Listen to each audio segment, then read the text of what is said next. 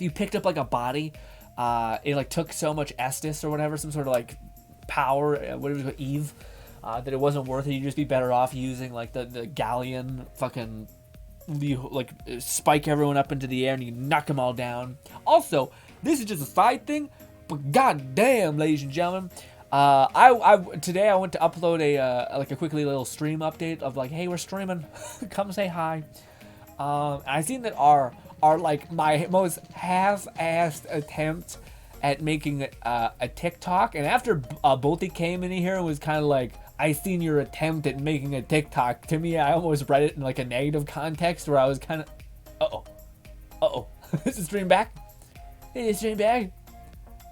Let me know when it's back. Stream died. It says it's going on mine. Is it back? Or is it still broken? I'm waiting to see if anyone says yes. If I keep asking and nothing happens, I assume we're fucked. Is it back now? Or is it still broken? At least my camera hasn't froze. I didn't even do anything, so hopefully it just... That's now the thing. Is it still broken? Is it still... I'm not getting a notification that says it's busted, so... I'm going to refresh the page and see. It says it's good on my end.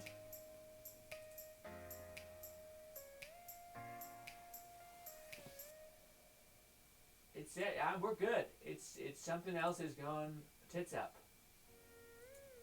Yeah, okay, so it's good. It's just Lone's connection may have just shit the bed. Anyways, what was I saying? Fuck. Never forgot what I was saying. Some nonsense. Some absolute dreadful nonsense. God damn it. What was it? It was, I don't know. Forspoken, we're streaming it. I'm losing it. I don't know. Whatever. Thought might come back to me. Hopefully it'll come back to me. Now I just don't know. And now I'm like, half my brain's trying to retread through all the things we talked about, and now I'm just kind of lost. Also, I wanted to fucking go through my train of thought. Damn it. I still haven't seen a refresh on Lone. I refreshed the page for me, and it came back. So I hope it's back, although you guys are pretty good on that. I just... Yeah. Fucky. Very fucky. We've only ever had... Well, no, we've had it a little bit on Twitch, but not nearly as much on YouTube, which I wonder if it's a streaming to a server thing, because usually it would tell me. It will tell me if it's like broken on my end, like my stream shit is broken. It'll be like, there's an error happening. It's not enough juice in the system. Something's wrong. But I think other times it's just that there's like so many people streaming that where you can't get a server, or the server dies and then gets booted back up, and it's stuck in this like kind of like you have too many people online kind of phase. But yes, was it Atomic Hearts? I don't know. What I do know is I watched I talked to you guys about it yesterday, but there was this manhwa that I recently checked out. Not checked out. I watched a video of a person recapping what the heck it's all about, and it was really interesting. It was like very few things in certain categories can feel spicy anymore when you've seen them so done to death. One of those things I think for everybody is zombies. Like, zombies are nice, but they're no longer like this fun, goofy thing. You know, most people have to call them something different or something, because they're just kind of getting boring at this point because everyone's done them to death. But I seen this manhwa which actually reinvigorated the kind of formula more in the like people versus people element. So basically the manhwa, the story is, which is pretty interesting. It's this guy, he's really good at strategy, he's pretty clever. He gets the opportunity to go into a video game that is like a survival kind of video game, survival zombie apocalypse type of video game. So he gets this opportunity to go into this video game, and any like thing he's able to scavenge, he can take into the real world. So it's pretty interesting in that way. So, and the game specifically tells him that like, hey, in this post-apocalyptic city, nobody has any valuables that are valuable anymore. Like, with all the infrastructure of society gone, gold, all that stuff means nothing. It's like food and rations are the mainstay. So anyways, he goes into the world. He also, this is like a side plot where the main character wants money, because his girlfriend's like a greedy, horrible person. And there's like scenes where like he's like, I'm doing everything I can to get my girlfriend money. A little bit of an S word, you know what I mean? On Twitch we can't say it, but you know what I mean. And then there's scenes where like the girlfriend's clearly cheating on him, so it's like, ugh, this whole thing is horrible. But then luckily he gets into the game, and of course he meets this badass redheaded chick who's like a survivor, and it's badass, and she is like crazy, ultra instinct, clean, etc. And when he went into the game, he basically got some rations and all that stuff. So then he goes in with this girl. He quickly befriends her basically after some weird things happen. And then they like share food, and she's like a big food person, and he basically, she's helping him get tons of money. Anyways, there's this moment which is interesting where he basically says, hey, I gotta go because I'm only allowed 7 days in here, but I'll be back. And I'll bring food and all that stuff. And of course the girl who's like his companion at this point, not like significant other, just like a friend, a survival friend, kind of says, don't go, like this sucks. I don't want to be alone again. So then he leaves. And then, he comes into the real world, and that's the part where it got really cool, because it was like this contrast, rather than it just being like, it's an apocalypse movie, and you're just stuck in this like steeping sadness of this being your reality. It's like, no, this main character goes back into civilized world. And that's really cool. So he goes into the civilized world, and he basically like sells one of the gems he found in the game, which he has like hundreds, for like an exceptional amount of money. So like almost instantly, and he has gold bars. Like they just raided this whole town basically. So he goes, and he had just a plethora of money, and also at this point, he goes to meet his like girlfriend essentially, and the dude who's banging his girlfriend is horrible, tells her to like break up with him in front of him, because the guy who's stealing his girlfriend is like a giga-millionaire or something like that, like a very high class person. And of course the main character comes to this like hotel or this real estate agency, which is this person's like trying to buy his girlfriend a house to, yeah. Anyways, whole thing. Not doing the best job of explaining that part, but it's fine. Golden whore basically gets nixed immediately because she ends up breaking up with him. They tell him to like leave the real estate place, and then he's like, "Hey, I'll buy your biggest house." Basically, it's just a cool moment of like wealth that I haven't seen in many shows do. Also, I got like a fucking ew, ew. Why can't I get it? There we go. Ew. But it's really cool to see like wealth done in that way, especially when like wealth doesn't mean anything unless it means something to other people around you. So the fact that, you know, he's able to like whip his proverbial monetary wang out and be like, hey, fuck all of you, you gold digging pieces of shit, everyone's a service level asshole, etc. And then of course what he does is he takes care of his family, which is awesome. Like he does all the things. He gives his parents money. He gives his friends that gave him a loan some money, lots of money. And then he like gets ready to go back into the game, and I think he just wants to get even more money, but he also wants to like beat the game. And the premise is most likely him gonna be either staying in there forever or pulling these people out of the game. And the part that I just stopped at was when he went back into the game and he found out that like you can trade shit tons of wealth for leveling up your in-game character. And I think that probably means when you leave the game, you or yourself are strong. So it's like you can either have wealth on the outside world or turn yourself into like this giga superhuman in the game, and I think outside of the game as well. And I'm just like, that's awesome, because I think there's definitely going to be a moment in the story where there's like a stockhold of gold that they talk about in the city. We have a bunch of gangs, but there's a stockpile of gold. Also, is it still dead? Is it still dead, Lone? Maybe Lone just didn't refresh, or maybe it is broken.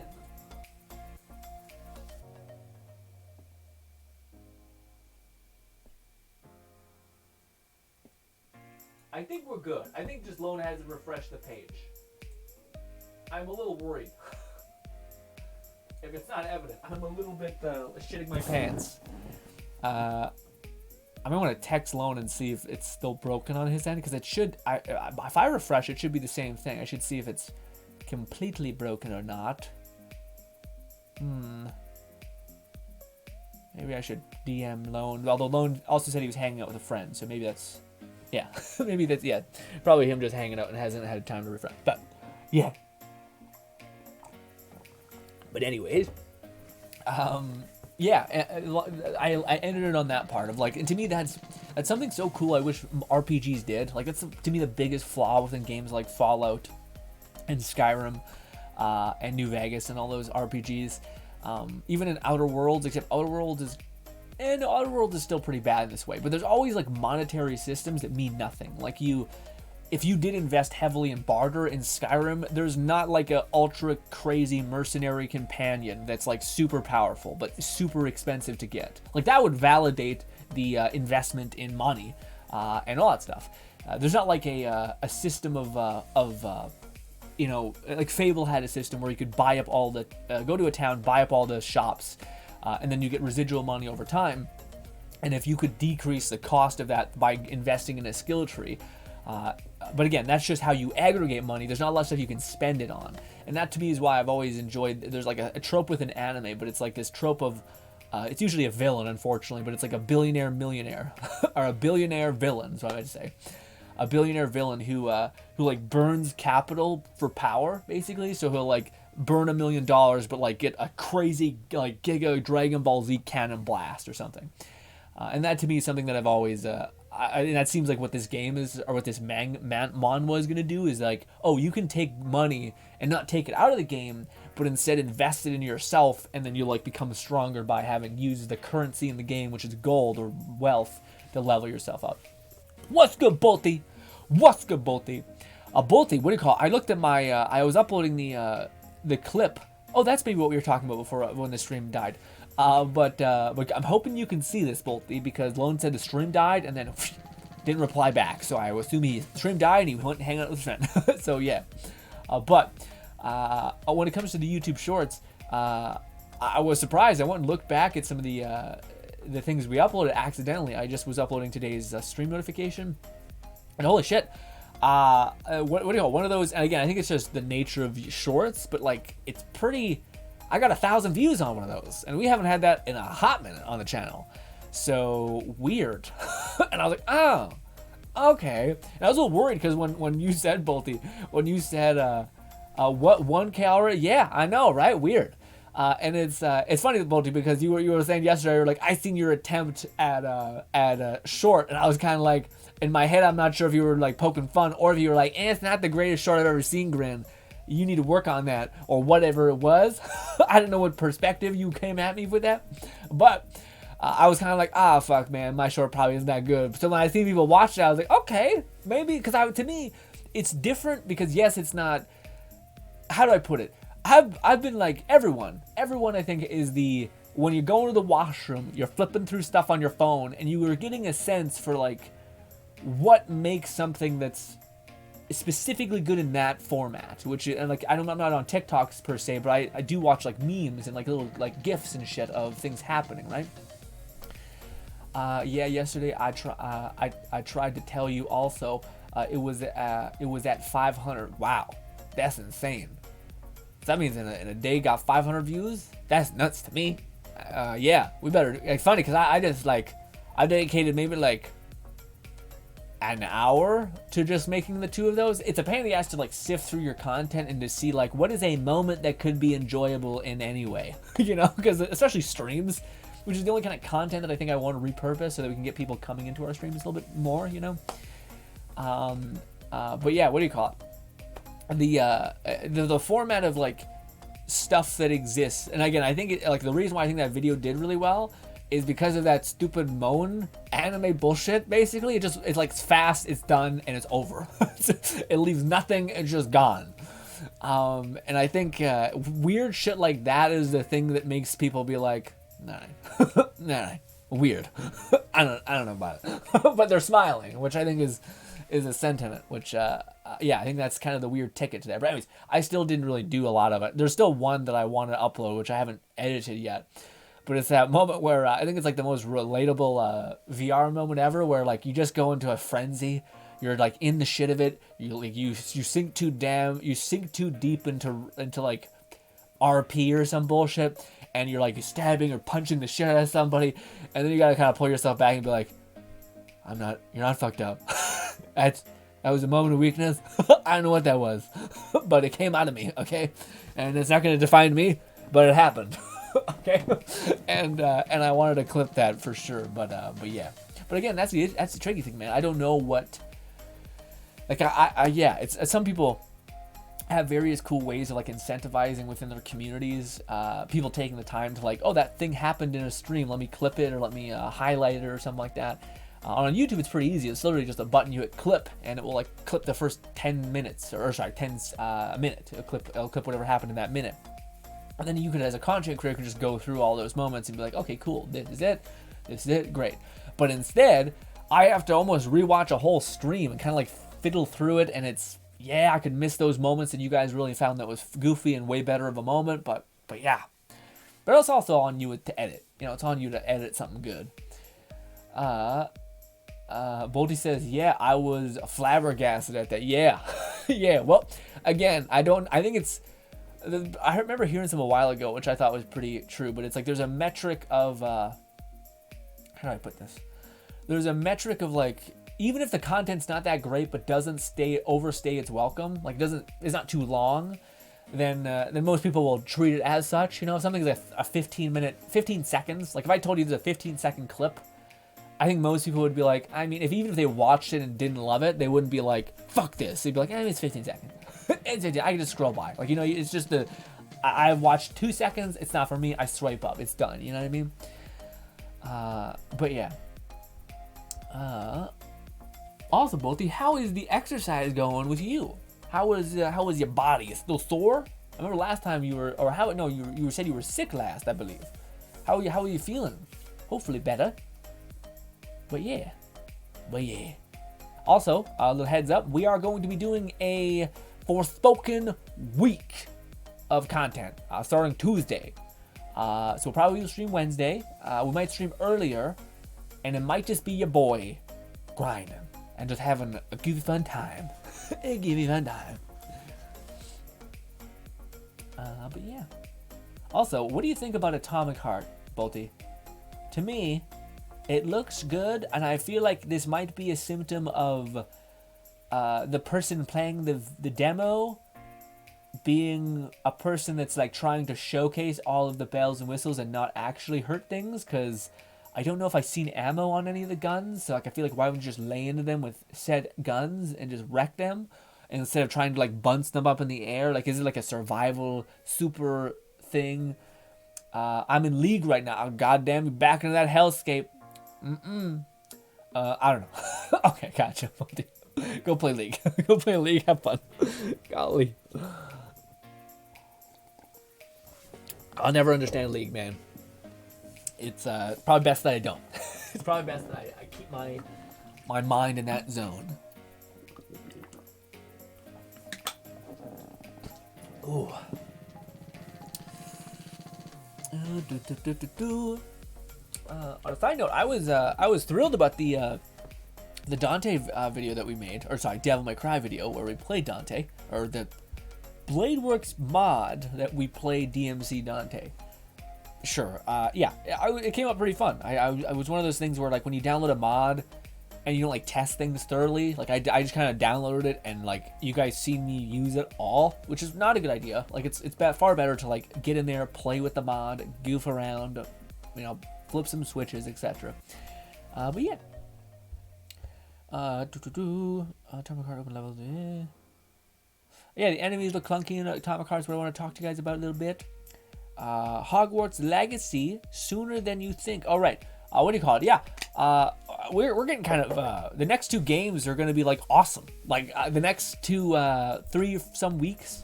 I imagine we could play Forspoken for I hope a little bit. I hope it doesn't completely flop. People are saying that it might. I hope it doesn't. The thought popped up in my head is I think the game would be, it'd be cool if you could play whatever gender you want, or even design a character that you want. Because that to me would like, if they took the movement style and all of that stuff of like, because Forspoken is basically like an isekai, which isekais are still relentlessly successful. So it's a little annoying that they didn't capitalize on that. Of like, hey, this person is a New York City kind of like hangout person and gets a gauntlet, and that gauntlet basically will take care of you. Will like show you the way around every which thing.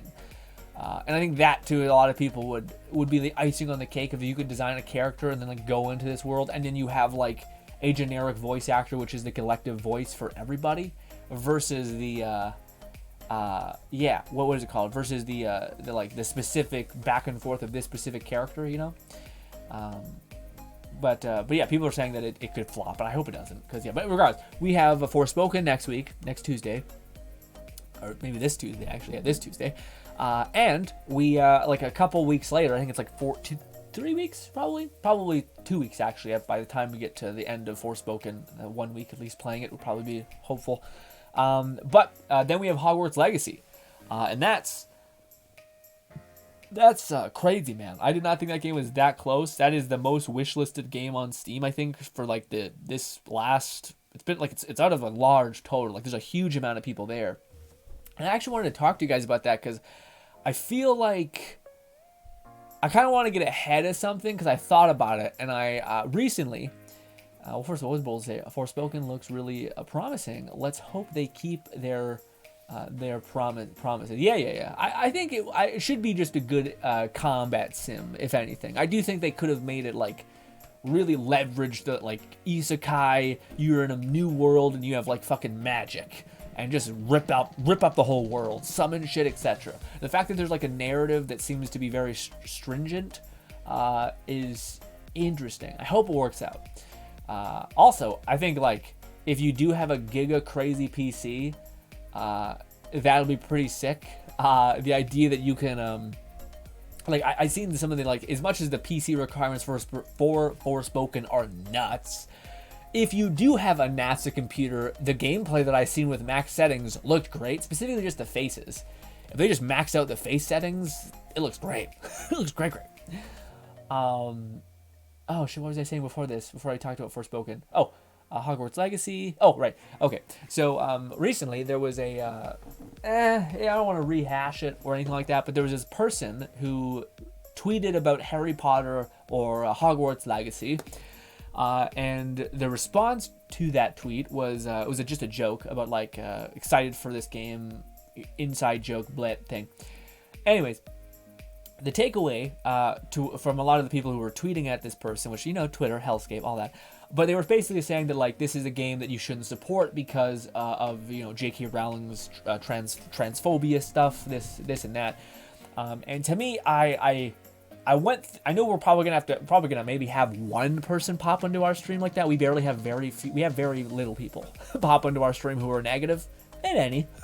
Yeah, that's what the shorts are there for. Anyways, but the point, I started thinking about it basically, and to me the logic doesn't make any sense in the way that people are phrasing it. So one, J.K. Rowling is already a giga bazillionaire. Like, she's absolutely set. She's set for like 50 lifetimes essentially. So if your plan is to not support Hogwarts Legacy, to therefore hurt this person who you disagree with, the way they phrase their perspective and all these things, etc. By the way, I am full on the hog of leave people alone, let them do whatever they want with their body. It's not my opinion. It's not even my choice, not my nothing. I don't want to be involved. If you're happy, great. Okay. I would appreciate people not giving me grief for wanting a tattoo or wanting a piercing or something like that. And I just equate it to the same notion of that. Anyway, but what do you call it? I don't think that's going to be the end result. So people want people not to support Hogwarts Legacy because of this one person's shitty take, arguably. Then yeah, that's entirely on them to do it. But I don't think that's going to have the result of actually harming this character or this person, right? And what was the other thing again? The other thing is, okay, so then who would you be hurting? And to me, the person who you would be hurting, and you may even say this is kind of like a strategy on Warner Brothers' part, but there's been an excessive amount of, how do I put this? Not virtue signaling. It didn't seem like virtue signaling to me, but it seemed like an adjusted effort on all of the Hogwarts Legacy showcases for there to be a variety of all kinds of people participating in the hype for the game. Thank you so much. Thank you so much. I just want to finish my train of thought. Thank you. I just want to finish my train of thought. I know you probably go to bed. Give me a minute. So yeah, I think that Warner Bros. Basically hired a decent amount of people. Also, it's Warner Bros. Is a fucking conglomerate that wants to make money. They don't care about like social issues. They just want to make money. So they're gonna hire whoever the person is who can do the job, and also probably get some less heat from the various wars happening online. So yeah. Point being is that it seems very evident that they've hired people who are the same people that you're saying that are being harmed by this. So I don't think we've established that J.K. Rowling is not going to get at all phased by you not buying Hogwarts Legacy. She's already a bazillionaire. The only people that might get fucking lit the fuck up is the people that Warner Bros. Have hired who are a part of the LGBT community. So those are the people who will probably get fucked up and harmed. They'll probably get fired and etc. if there's not enough momentum for the game, which is almost unreal. Like, if your goal is to not make this game sell, it's already the most wishlisted game on Steam. It's not gonna happen. Like, it's people aren't just gonna be like, fuck it, no.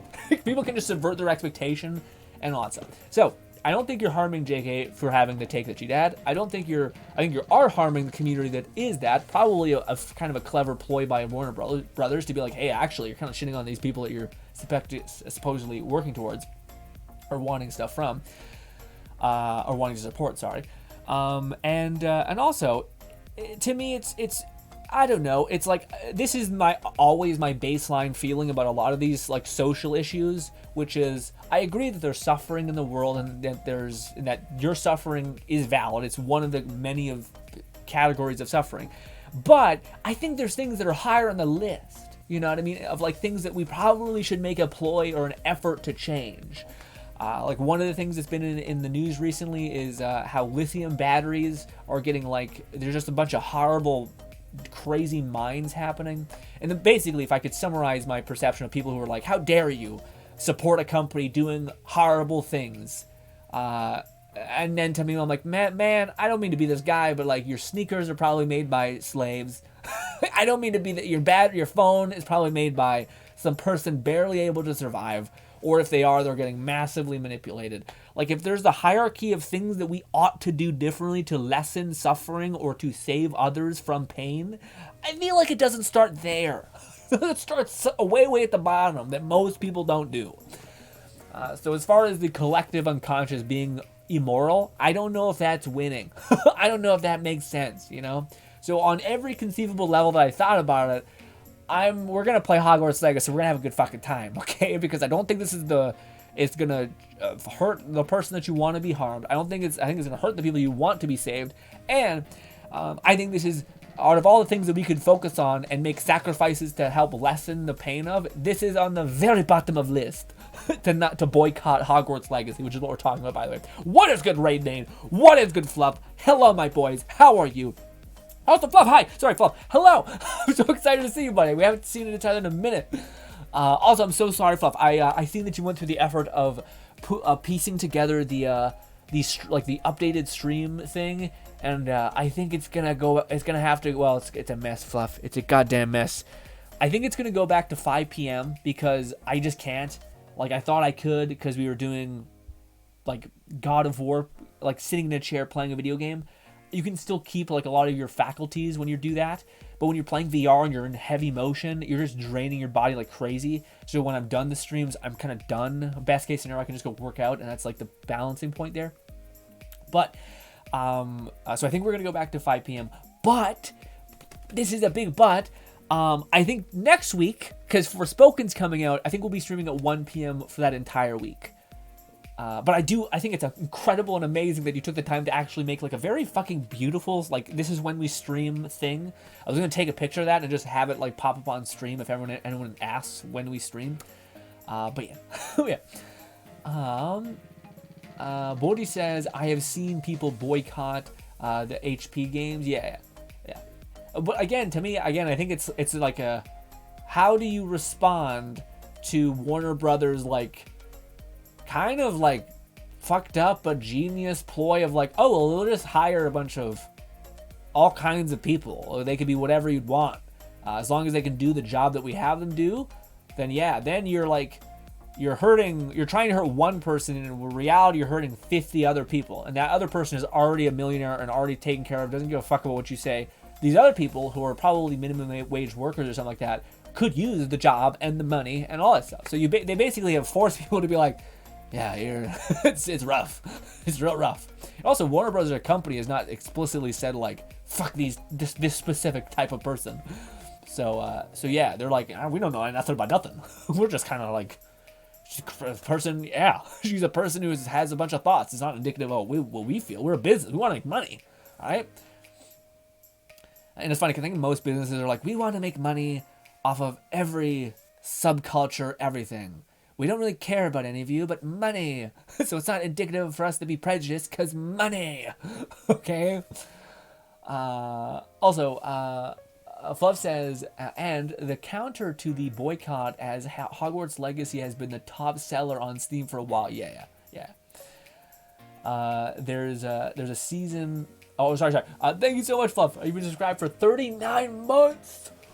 Ooh, it's funny. Alone Syndicate was very sweet and also subbed, but he was like, "I am a Saiyan of Saiyans," but that means you're like God Goku, etc. But yeah, thank you so much, Fluff. It's crazy, but 24-month streak.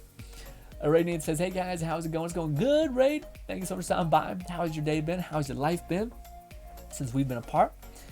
Fluff says, I already purchased Hogwarts Legacy as it's got a discount through GM.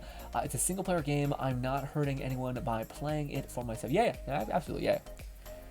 To me, it's kind of shitty though, because like people who I want to watch play the game, who I know are like Harry Potter fans, I don't know if they'll want to. Like, I think they'll be like, I'm not wanting to get canceled, or I don't need any of this heat. I'm tired. I don't want to fucking have to fight off people and like argue all the time.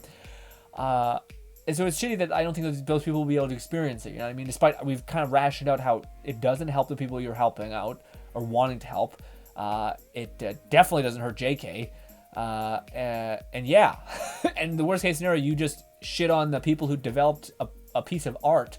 Who are also the same people that you're wanting to support. Yeah, I don't really. Yeah. Oh right, Raid sorry. Right, Max, how did your physician thing go? Fluff says, plus I'm already pretty close to recommending to the recommended settings for Hogwarts Legacy. Whilst I doubt I can have a decent, consistent performance with Forspoken. Don't say that, Fluff. I'm so worried, Fluff. I'm so fucking worried. Oh, I'm really hoping Forspoken will work out. I'm hoping I can get 60 frames. How about I can get like PS4 on performance mode, or the new PS4 on performance. I hope I can at least get that, which is like 60 FPS, with like medium graphics. You know what I mean? That's my hope. I don't know if I'll be able to get it. I hope so. Oh yeah. So I'll most likely experience it vicariously through your stream. Hopefully I can run it. I might be bad. We might be sitting here because streaming the game whilst you are playing it is a different beast. So it takes my PC, which is pretty good, and kneecaps that bitch and puts it back in the ground. So hopefully we can make it work. I did revert the schedule back to mostly 5 p.m. outside of Saturday. Yeah. Saturday, I think we'll keep it 1 p.m. just so people can pop in and have also, if I want to have a long conversation on Saturdays, it's kind of easier when it's 1 p.m. When it's like we start at 5 p.m., it goes to like 9. It's like, okay, I'm gonna literally end the stream and go to sleep. It's just I don't gonna watch anime for an hour or something like that. Lone says, I have returned. Lone, you scared the fucking shit out of me, my man. You told me the stream died, and then I kept asking, is it back? Is it back? I guess you walked away, because I was like, well, fuck. I was sitting, I had to refresh it twice. Anyways, but I'm happy you're back. To 5 p.m. outside of Saturdays, and added a footnote. The schedule may fluctuate between 1 p.m. and 5 p.m. Sorry. Yes, good. Let's go. Thank you, Fluff. Fluff, how is life? How is the job? How is the feet issue? Is your feet still killing you? Have you balanced out? Has your body adapted it? Have you gotten fucking hella gains? Has your sleep schedule balanced out disbalanced out, I guess, whatever you'd call having a night shift and acclimating to that.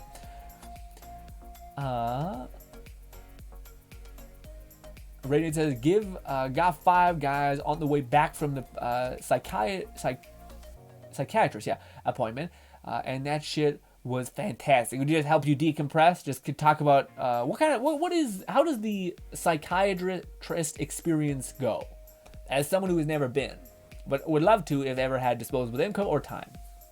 Although I tend to like to think through things as well. I know everyone does that too. It's just, it's probably best. But it's also like, I'm not sure if I want to trust someone with all that, I imagine you get to a point where like, no, I need to talk, and then we're gonna go find that. We're gonna go find someone that can listen to Rebel. Love says, you have a better PC than I do, Grin. You should. Okay, good. I hope. I might be fine is a stretch, but sure. I might be able to have enough of an experience in which I can grunt through the rest of its roughness. Fluff says, I got a 1.7M, which is just under the recommended GPU for Hogwarts. Oh, I see. Oh, yeah, it should be fine then, even if you just drop the... because that's the recommended, not necessarily the low. So yeah, you can still play it on the lower end settings if you just knocked one of the metrics down. Fluff says, plus PC specs are never 100% reliable. Yeah. Also, a lot of times NVIDIA will do some like crazy shit where they're like, oh, we'll just upload a driver that like helps everything work better for that specific game, and then you're like, oh shit. I don't know if that's the designers who do that or if it's NVIDIA. I feel like it's in both parties' best interest to make sure people have the best experience in the game. So I think it's probably a collaborative effort, but yeah. It's also annoying sometimes we have to download a fucking driver day one or something. Yeah. Oh, you were okay. You're out and about. Okay, sorry, my bus came. Okay, I was about to say that makes sense. You can tweak settings, turn off unnecessary things. Yeah, man. I always tank shadows and like motion blur and shit and bloom. Ain't for me. Although in Hogwarts Legacy, that might be one of those games which actually like utilizes a lot of that, which most of those games do not. Like shadowing doesn't mean shit, but in Hogwarts, when you're like on a broom going through trees, that can kind of be fire. Although it's gonna be a really good It's gonna be a really good month for gaming. We got Forspoken this Tuesday, and then we got Hogwarts Legacy like probably 2 months after we're done playing Forspoken, or 2 weeks. Probably a week, honestly. If we play Forspoken for 2 weeks, probably take that long to beat it. And then we just jump into Hogwarts Legacy. We got 2 back-to-back RPGs. One of them is almost assuredly going to be an amazing experience. The other one is hopefully going to be a good combat sim. I hear people shit on the story, but the story didn't seem that bad to me. I always like the companion thing. The only thing I worry about is I keep going on about it because I think it'd be so cool if they had an isekai game like Forspoken, but you could customize your own character, you could make a man or woman, and then you'd have like this sauntery British man talking to you as you fight. Now it'd be cool if you could decelerate the amount of conversation happening, but yeah.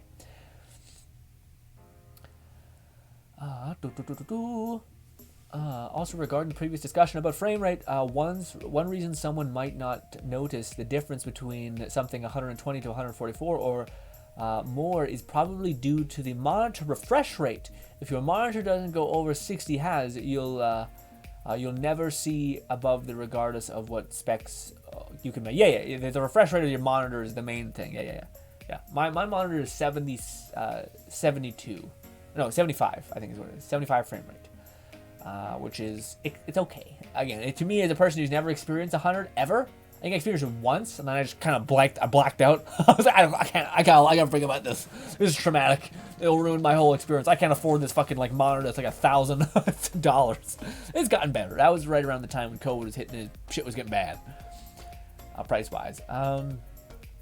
Work's been good. Fluff says work's been good. Got my schedule solidified with my availability.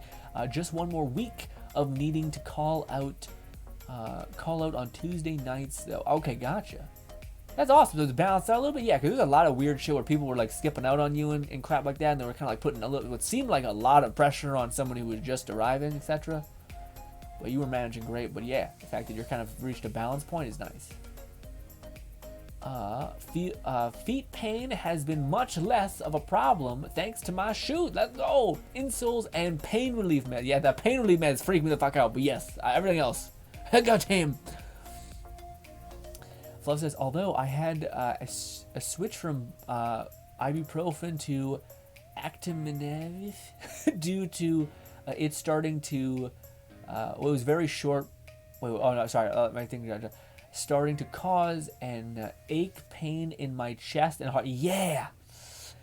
Ooh. Ah. Okay. I'm worried, but okay. Ray Nate says basically we just sort out stuff to do with my medicine. That appointment was very short, probably only like 10 to 20 minutes. Okay, good. Yeah, it's just medication for that stuff. Awesome. Okay, so it's not like Yeah, man. I seen a lot of people do that stuff in terms of like. There's like one, I don't know what it is. It's like a medication that they were recently trying that's really like proving to like body almost all of the other antidepressant stuff or whatever it could be. Even there's ADHD stuff and all that stuff. Yes. What is good, Astroblade? How are you? We just sifted through the Harry Potter boycott debate and Forspoken crazy specs nonsense. It was mostly reassurance on Fluff, reassuring me that I'd be able to manage. But yes, how are you, Astroblade? Astroblade, my boy. Prologue use of nausea pain relief can cause heart problems, so it seems like I'll be sticking to the other one for now. Good. Lone says, I'm so excited for both Persona 3 and 4 got a release for current gen consoles, and Neptuna Sisters via Sisters come out Tuesday. Oh wow, so you'll be playing an anime Neptuna game while I play isekai but not anime game.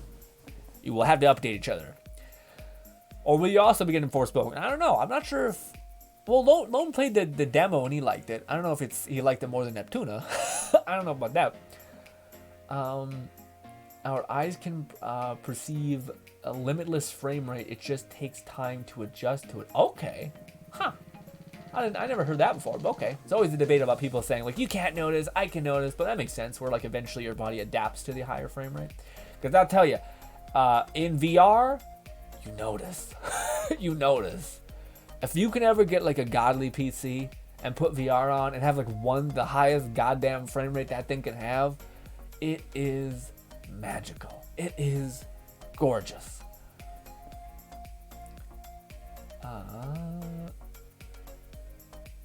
Azurblade says, hey Logan, chat, hope you're doing well, having a good week. It's been pretty good.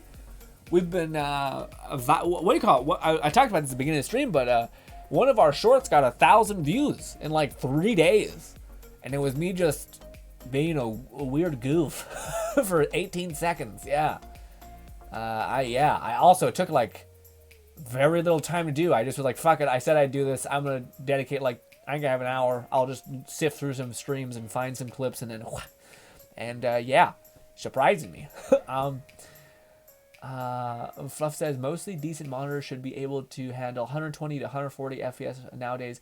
My laptop support for 140, but I rarely get any specs to achieve much outside of, yeah, because I see what you're saying. I will say, but that's the one thing I am a prude about. I want a bigger monitor. I don't want like a tiny little baby man thing. I want like I have curved monitors. I got 2 curved monitors. It's not crazy, but they reach a little bit. I think they're $150. So it's a decent amount of money to spend on both of them, but you know. I stopped using ibuprofen immediately, and I haven't had a chest problem since, so I'm good. No wanting to worry about it. Okay, I hope it works out. I hope there's a day where somehow, some way, your body just like fuck off, evolve, and then you don't have to, your feet don't hurt, and you're just adapted. But I also don't know. I don't know if that can happen. I hope it can. Azurblade says, "Oh, Hogwarts Legacy boycott stuff. Yeah. We just went through the gambit of like, I don't think this is not gonna hurt JK.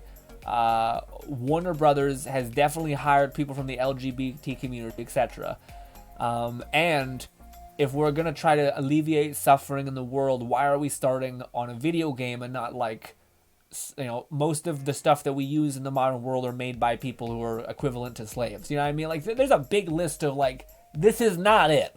Okay, also, if you boycott the game, you're just going to hurt the designers who are also a part of that community, because Warner Bros. Specifically hired those people, probably as a preemptive to this thing. Anyway, That's the consolidation of our kind of debate or argument. Yeah. But I'm sure we're still going to get people, maybe one person or something, pop in and be like, how could you? And I'm like, man, I support you for doing whatever you want to do. Yeah. Ashley says, I'm doing all right, thanks. I've been looking forward I'll have to look at Forspoken specs, right, man? Yeah, that's what everyone's talking about. That was the number one thing I seen in comments where people were like, what? Like, excuse me? And Forspoken looks like a game that was taxing. Like, the fact that people are, like, haul-assing across, like, mass distances and, like, the game is somehow not lagging out. Yeah. Also, the game chose to be, like, ultra-realistic rather than, like, stylized, which always means, like, oh, you need a NASA computer to do. And I'm like, why? Just make it stylized. It's also, it works better that way. Like, the world looks kind of weird. Looks like it's like a weird, futuristic, soft, not even soft. It looks like a hollow, if that makes any sense. I still think it's going to be a great game. I don't mean to be shitting on Forspoken. It's just the criticisms that I've heard I can't understand. Fluff says, once people get accommodated to high FPS, however, it's more jarring and sickening if you drop back down significantly low. I know. I know. That's why I know that. That's why I'm like, I can't do it unless I can get a giga PC and a giga good monitor. Astroblade says, you're always a weird goof, but it's love it. Thank you. I appreciate it. Contrary to what you may think, I don't actually try to do it. It's just the default nature of whatever it is me. Fluff says, I can try to help shop around for good monitors. I'll mostly need to know how many and what measurements you can fit in on your desk. I have a standing desk that's gigantic. I can fit probably anything. But right now, Fluff, my current goal, because we are getting so into VR, is to carve out a chunk in the next 3 months, maybe, to take my current PC, to take my old tower of my PC, buy a new motherboard, take all of the stuff in my old PC, then take the motherboard and combine them along with a lot of fans, and then slot that together and have to reinstall all my programs and all that stuff. And that way, because I want to keep covering VR, and I realize I'm kind of like the bottleneck of my PC, which it's working. It's fine, more or less. But if I don't, like, I was thinking I talked to my parents about this, and they were basically like, oh, just buy a whole nother PC. Like, you're better off just buying a whole nother PC. And I'm like, but that's like $2,000 and, $2,000, and basically I like 90% of that's buying components that I already have. And so then to me, I talked to my brother about it. He's like, well, if you spend $500 now and do what you say do, just merge those two together, then in like a year, you could take the money that you were going to spend on this giga whatever, and then just buy a graphics card with that money, which is always kind of the plan. But yeah, anyways, that's kind of where I'm at right now. So monitor comes later after I've made a sufficient PC that can handle some VR strain.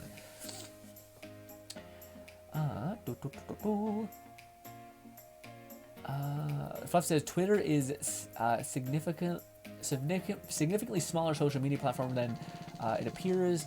The user base includes bots and other such accounts. Doesn't come anywhere close to the likes of YouTube, Instagram, TikTok, etc. Well, that's the thing, man. I don't know if I agree on YouTube anymore. YouTube has gotten, it was bad. It's gotten like demonstrously bad.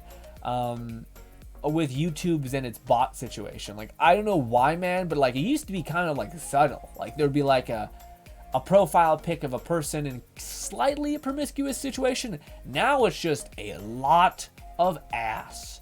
And like clearly comments that are so general, and the weird thing about it is like they clearly gamified it to where like the bots like each other's comments. So like there's just like a video, like the same thing you see, and it's weird. It's like, the bot system on YouTube has gotten so bad recently. It's in every video I've seen. It's just like there's a wall of trash, essentially.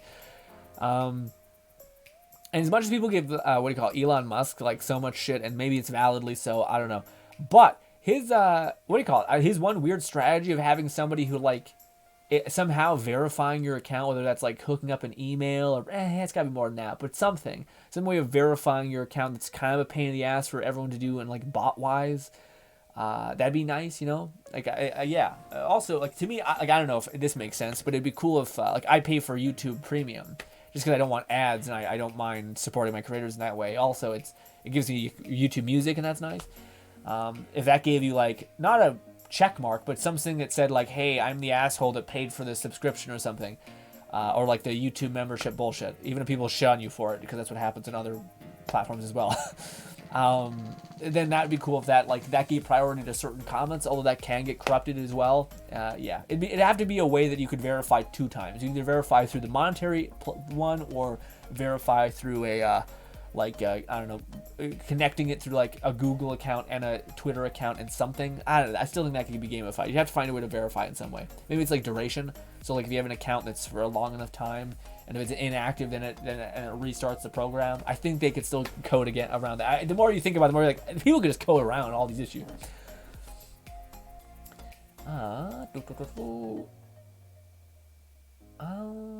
Fluff says, so I really wouldn't pay it too much mind, regardless of how loud the Twitter and limited source news articles claim it to be. Yeah, I do think it's a fair.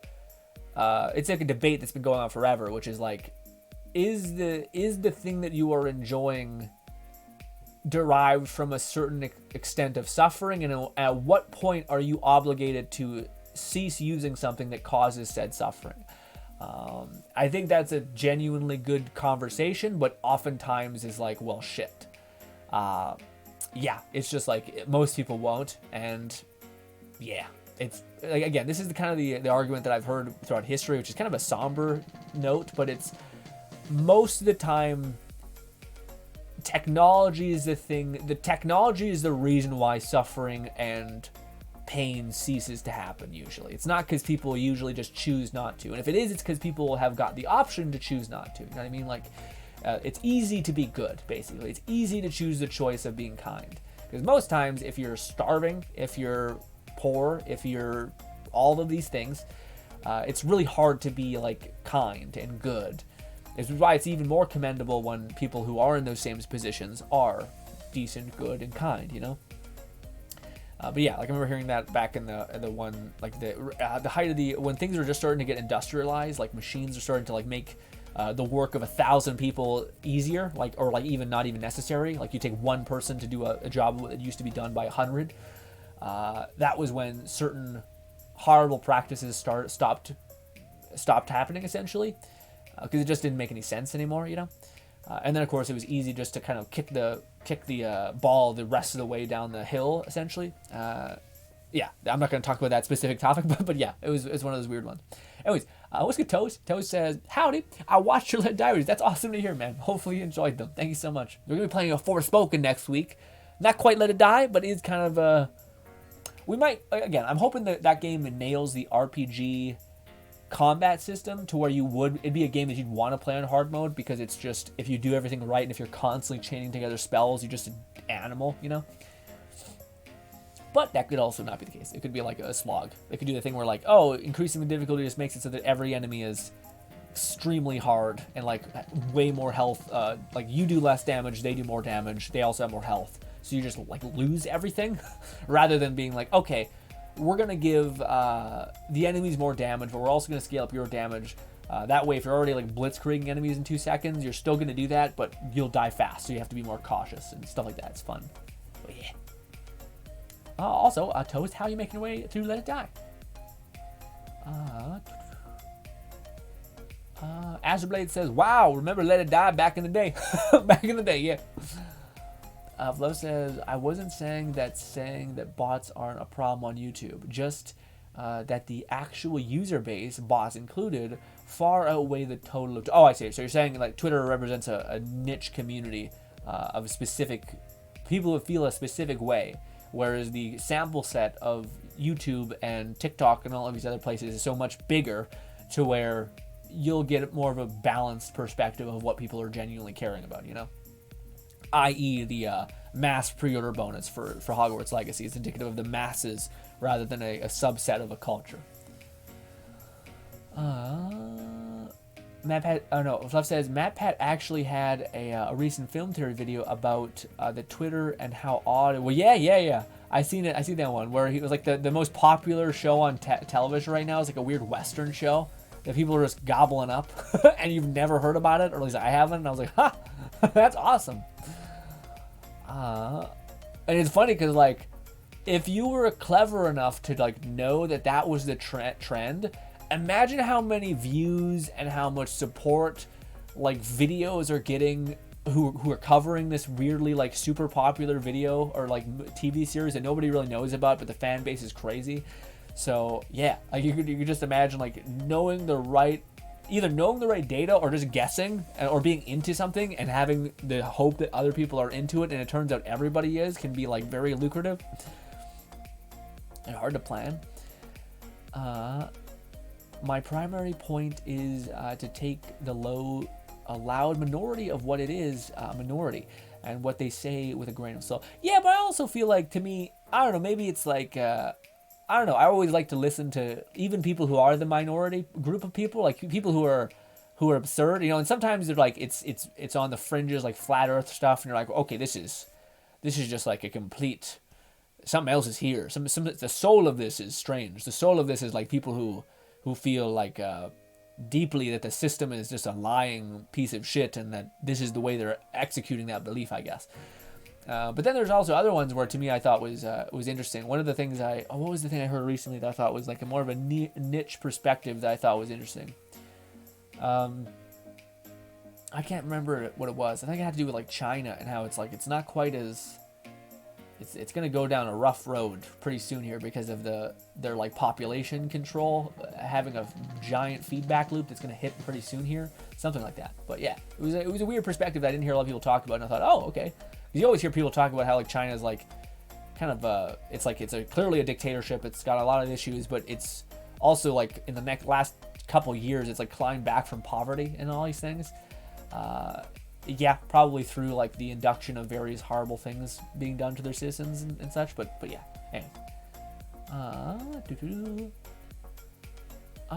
Toast says, I made to floor 100. Let's go! A few months ago, and now I'm going back getting TDM weapons and the 4 Forsman gear that I'm missing. Yeah, man. To me, like, climbing Tengeku is in like the Forsman, at least when you get to Red Napalm, even beyond Red Napalm. Red Napalm's kind of brutal, but you can do it. But it's right when you get to Black Thunder where I don't think they allow you to use any more special gold shrooms, where it just becomes an absolute shit show. Like it becomes like forcibly, horribly painful to do. That's why when I see people who have like all the black or like Red Napalm or Black Thunder stuff, I'm just like, that's insane, man. Because like, again, Tengeku is arguably just scale up your gear. You just keep, level 10, 15, 20, etc., all the way up to 15 or something.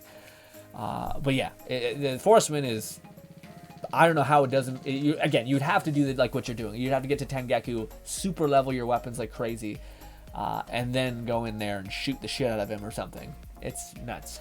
Anyways. Oh, with the exception, I think Pale Wind might be the one where they kind of pull it back to be more like mechanically strict. But yeah, Black Thunder is just a fucking nightmare.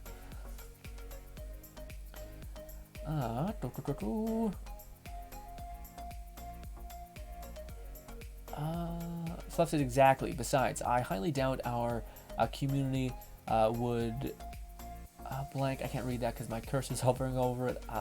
For playing the game, you already expressed your interest in it, and we're not irrational. But yeah.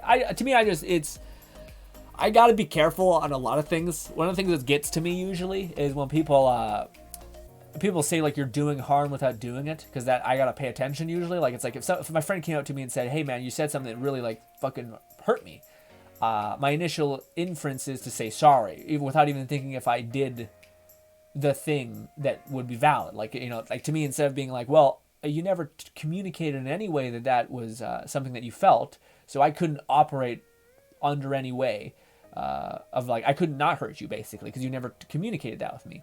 So I'm not gonna take responsibility for the harm I did, because I would have had no idea otherwise. I wouldn't have done it if I would have known.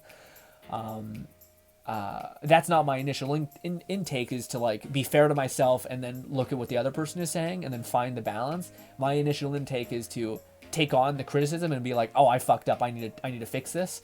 and kind of put it all on you as a method, which is very bad.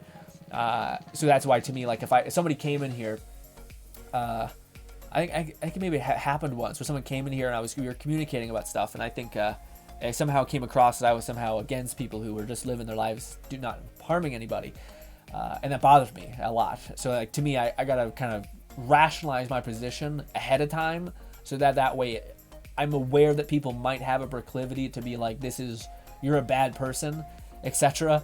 And me be like, that's fine that you think that way. I don't think I deviated from my personal belief in any way, nor do I think I acted in a way that was cruel, But I to do that ahead of time helps me, because my initial perspective is usually like, oh, I fucked up, I'm sorry, and that's not good, because then it like diminishes your own self-worth in a way, because then you almost become the monster that other people are seeing you, and that's not good.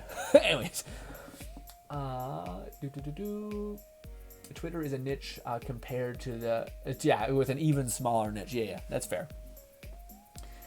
Lone says, I never got a Black Thunder. Cool, double-edged edge like say. Did you get Pale Winds? Because Pale Winds to me always seemed like not the best, but the funnest. That's just because they look like a kind of a slower, more clunky version of Brass, like Fists. But Fists, by their very nature, was already clunky and whatnot.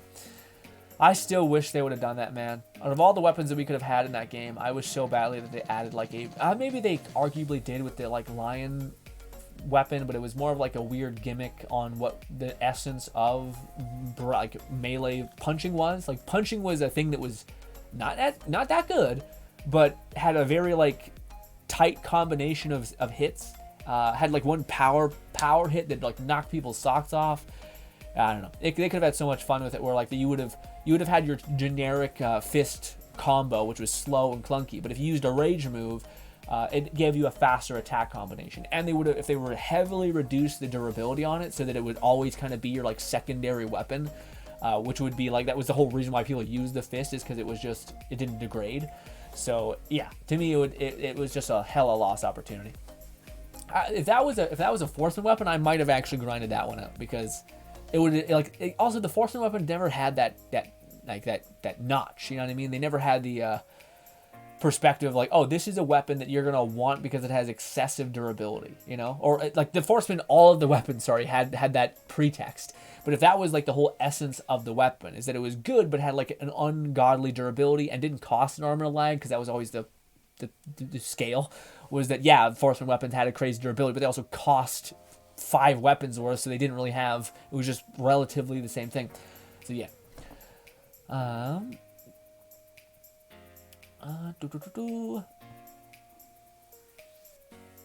People need to do better about separating the art from its creator.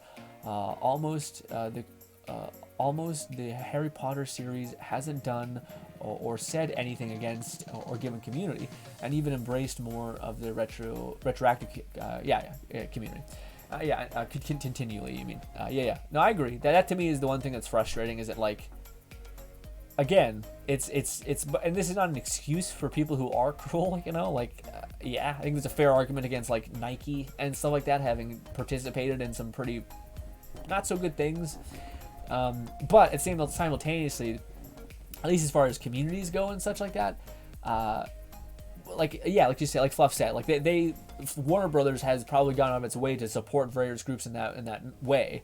And again, also, it's not like, I think this is the thing that bothers me. It's just that it's a disregard for what business has a value proposition towards, which is business has a value proposition to not make anybody mad, and to basically not like exclude anybody. You don't gain a lot from excluding people. You lose customers by excluding others. There's like a few examples by like some people. Usually it only happens within like religion, I've seen, where like excluding somebody based on a religious faculty, but that's not even that. That's just playing the base of like, there's so many people that believe in religion that therefore that can be a leverage point, because people think they're getting, I don't know, it's just exhausting. Fluff says, I tried and jumbled through mid-sentence. No, it's okay. It's all, I got it. Lone Syndicate says, using first above 420, or using fist above 420 is just peanuts for day. Yeah, it's completely told, like, no, you're not supposed to do that anymore. It'd be so cool if they gave you a a competent, like, cool weapon. And instead we got the dragon, the lion fist weapon, which is just like the opposite. It breaks instantly because it hits multiple times, and it's nothing like the fist weapon. It's like a buzzsaw weapon where you're holding it out and going die, die, die, die, die, die, die. Yeah. Toast says, I tried fighting Palewind, but I always hesitate during his fight. That always kills me. I'm missing White Steel, Bat, and Neptune. Oh, really? White Steel is Bat. And the Red Napalm, a pair of pants. Oh, and that's the thing you want, too. So, golly. Toast. Yeah. But the Red Napalm is, White Steel one should be pretty easy to get because of the, he's one of the few fights where you can use gold shrooms. Granted, maybe some people don't have that, but if you've been playing for a while, which I don't think you have because you're just getting into TDM weapons, too. So, yeah. But yeah. Although I think they give out a lot of gold beasts pretty liberally. Ragnit says, I'm getting a bit tired. Might take a nap here in a bit. Pleasure stopping by. Thank you so much for stopping by, Max. Enjoy your little nap. Although Max, maybe instead of napping, I don't know what it's called. Never mind, go ahead and nap. It's like this weird meditation thing where you completely relax your body. I did it once because I heard about it on a podcast. Holy shit. It's called, like, if you type into YouTube, what is it called? Non-sleep deep rest, I believe is what it's called. And it's like a 20-minute video usually of a person, like, relaxing you like you've never felt. Like, holy shit.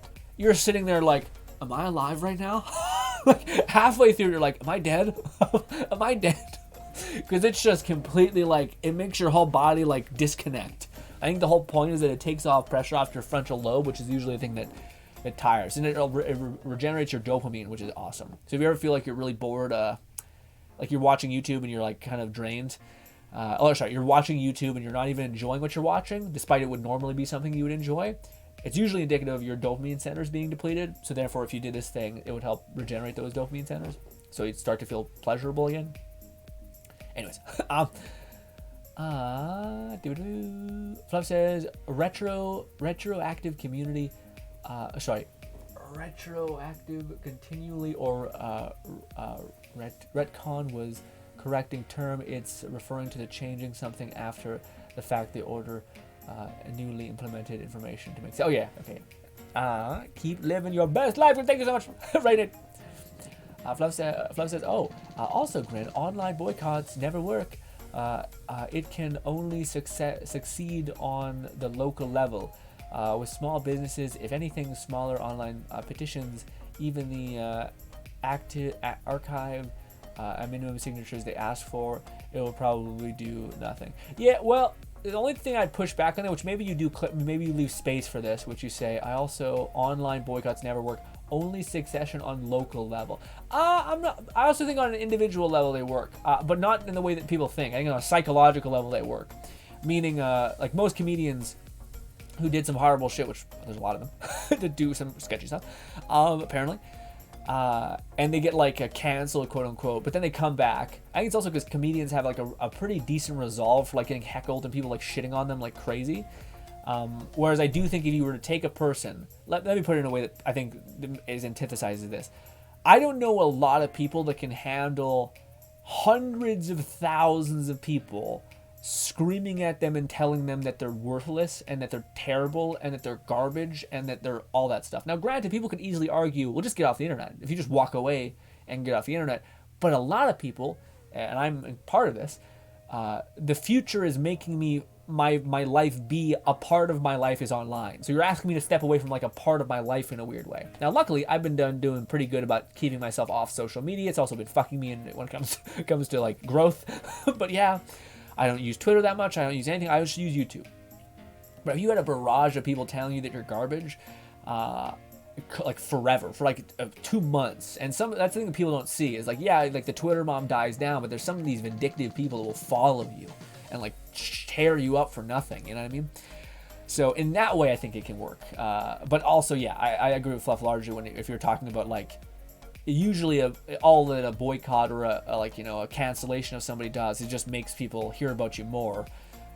And yeah, But yeah, I do think on a personal level, a cancellation or a boycott of something, even a boycott, it's like, say you're a content creator and you have like a channel and someone boycotts that channel for XYZ.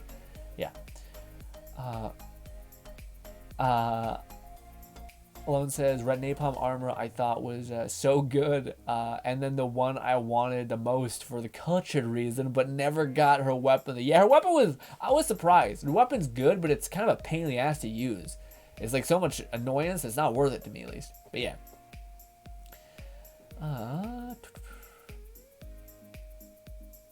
Radiant says, might give that a try. Yeah, now that, what, screw it, I'll stick around. Okay. Fluff says, stand-up comedians is derivative through pain and misery. Yeah, stand-up suffer is the whole premise.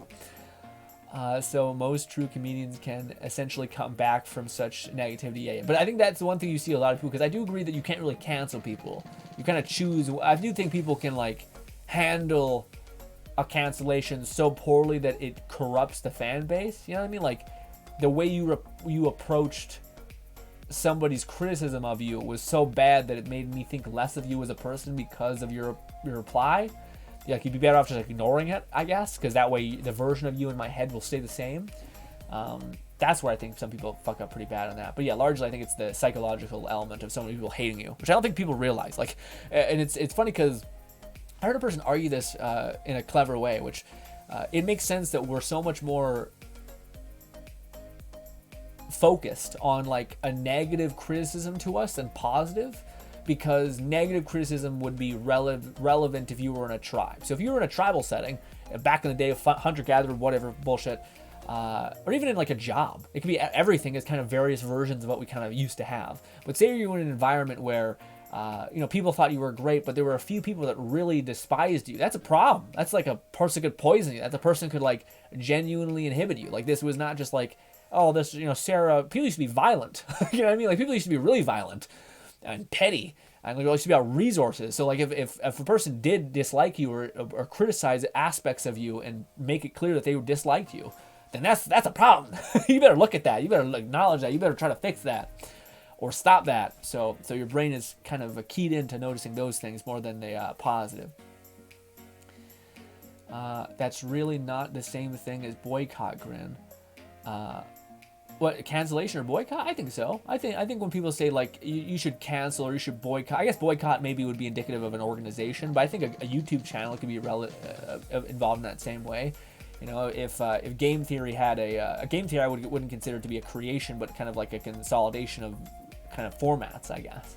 I don't know. I guess maybe I'm looking at it through the YouTube lens, which YouTube rides this weird line of being like, there's editors, there's advertisers, there's all these weird elements to like, there's assistants to where it kind of feels like an organization, but there could still be a version of where one person gets all of the heat, and that does usually fold some creators, I got my brain tagged, sorry. Fluff says boycott is simply ceasing or casting all further interactions in transfer with business. Essay easy to on a local individual level, but impossible to cover on a mass level. I mean, I also disagree with I think that I would agree if you're not a publicly traded company, and most of them rebound. But it still hurts when when there's like, this is why most companies, so there's like an argument of, okay, well, if boycotts don't work and nothing like that matters, controversy really does have an effect.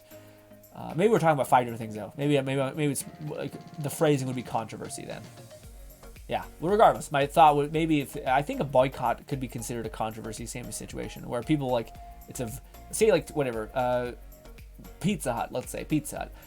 There's a mass boycott of Pizza Hut because it said something that was rude, or the founder said something insensitive, or made a distasteful joke, whatever it could be. What happens with publicly traded companies when there's even just Twitter bullshit is that the stock price plummets. And that can be terrifying. Now, usually it goes back, but that's still fucking terrifying if your whole premise is trying to basically keep that stock going all the way up to where That happens a lot where stock prices will fluctuate based on the tiny minority of people happening within social media. Now that's not even the company's fault. That's just investors just basically just trying to get away from a smoking gun. And yeah, so in that way, I think that can hurt businesses, but that's specifically businesses which are publicly traded, which most businesses are, unfortunately, especially businesses that are big enough in that way, which is why it makes sense that various, Pizza Huts and all these companies try to remain as neutral as humanly possible. Cancel culture is dwelling to a lot more people handle and bounce back from it, if not build up a solid defense and proof of innocence. Yeah, no. I think it's people are getting better at it now, but I tend to see that people don't. One of the strategies for not getting bullied or being picked on or being harmed is to show that you are not being affected by it. Like or better, you're not the person. You're not worth the problem. Essentially, you're not the person that. You should leave this person alone because it's not going to be easy to push them and just stomp on them and stuff like that. It sounds crazy, but fighting back makes you this guy's kind of sucks. And within certain respects, that's opposite, because in social media, they want you to fight back because that draws up more drama. Anyways. But yeah, that's one of the things I've noticed is I think people are hurting more than they actually are. They're peacocking, essentially. They're like, I'm totally fine. Everyone's against me. I'm like, dude, this is the 5th time you brought this up. This is the 5th time you've talked about this environment. Just who cares? Fuck them. Fuck them. Leave it be. But they keep bringing it up because I think it does matter to them, despite their aversion to what they're saying. Toast says, I almost got my my Knight Rider armor to plus 11. I might have messed up the the Knight Rider one, the one that's honestly, man, I haven't played Let It Die in a hot minute. I think the Knight Rider one is the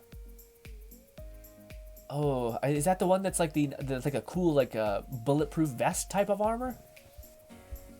I think it's like the bulletproof vest one. There's a lot of military armor. If you're upgrading the military armor, solid. It's huge. That's what you want to be doing. Ladies and gentlemen, I gotta go use the washroom. But then I wanted to talk. I want to talk to you guys about Fusion. I watched a bit of a podcast today about it, and I thought, holy fuck. Give me a minute.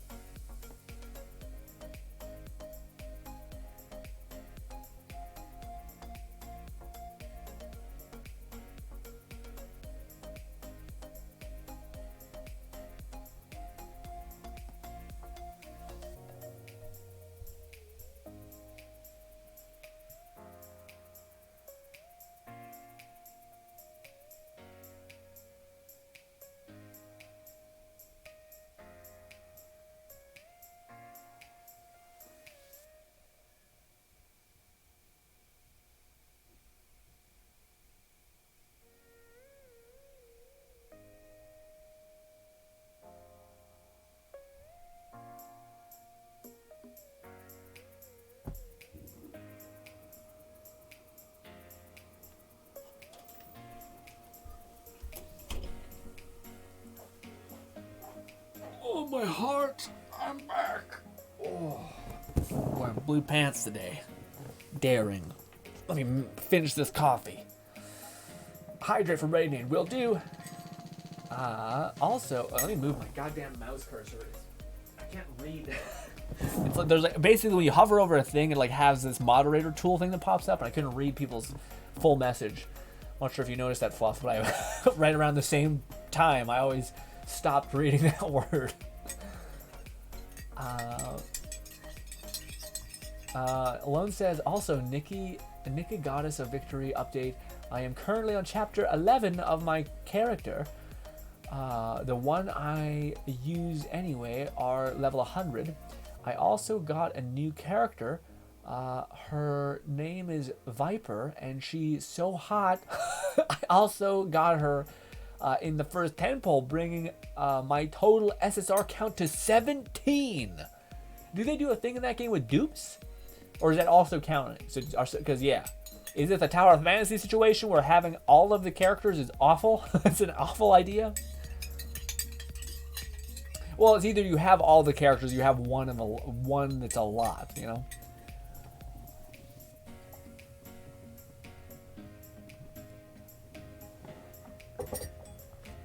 That's not good. Ugh. Oh, what is this? Asherblade says, not me, in shorts, in the middle of winter, of course. Of course.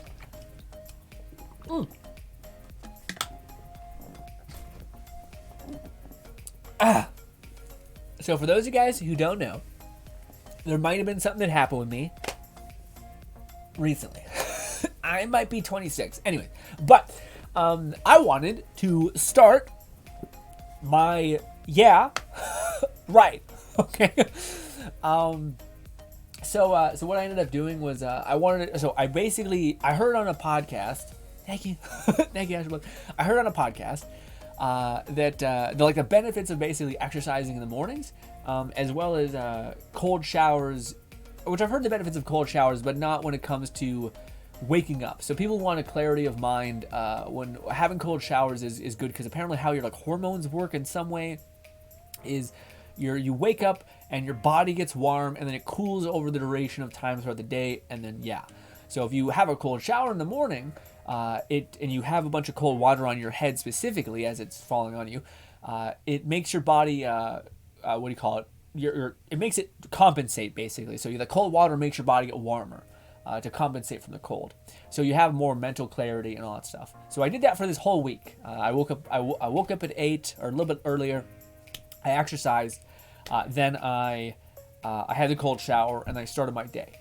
And the first day was fucking awful. It's just Then the second, fourth, fifth, it's awesome.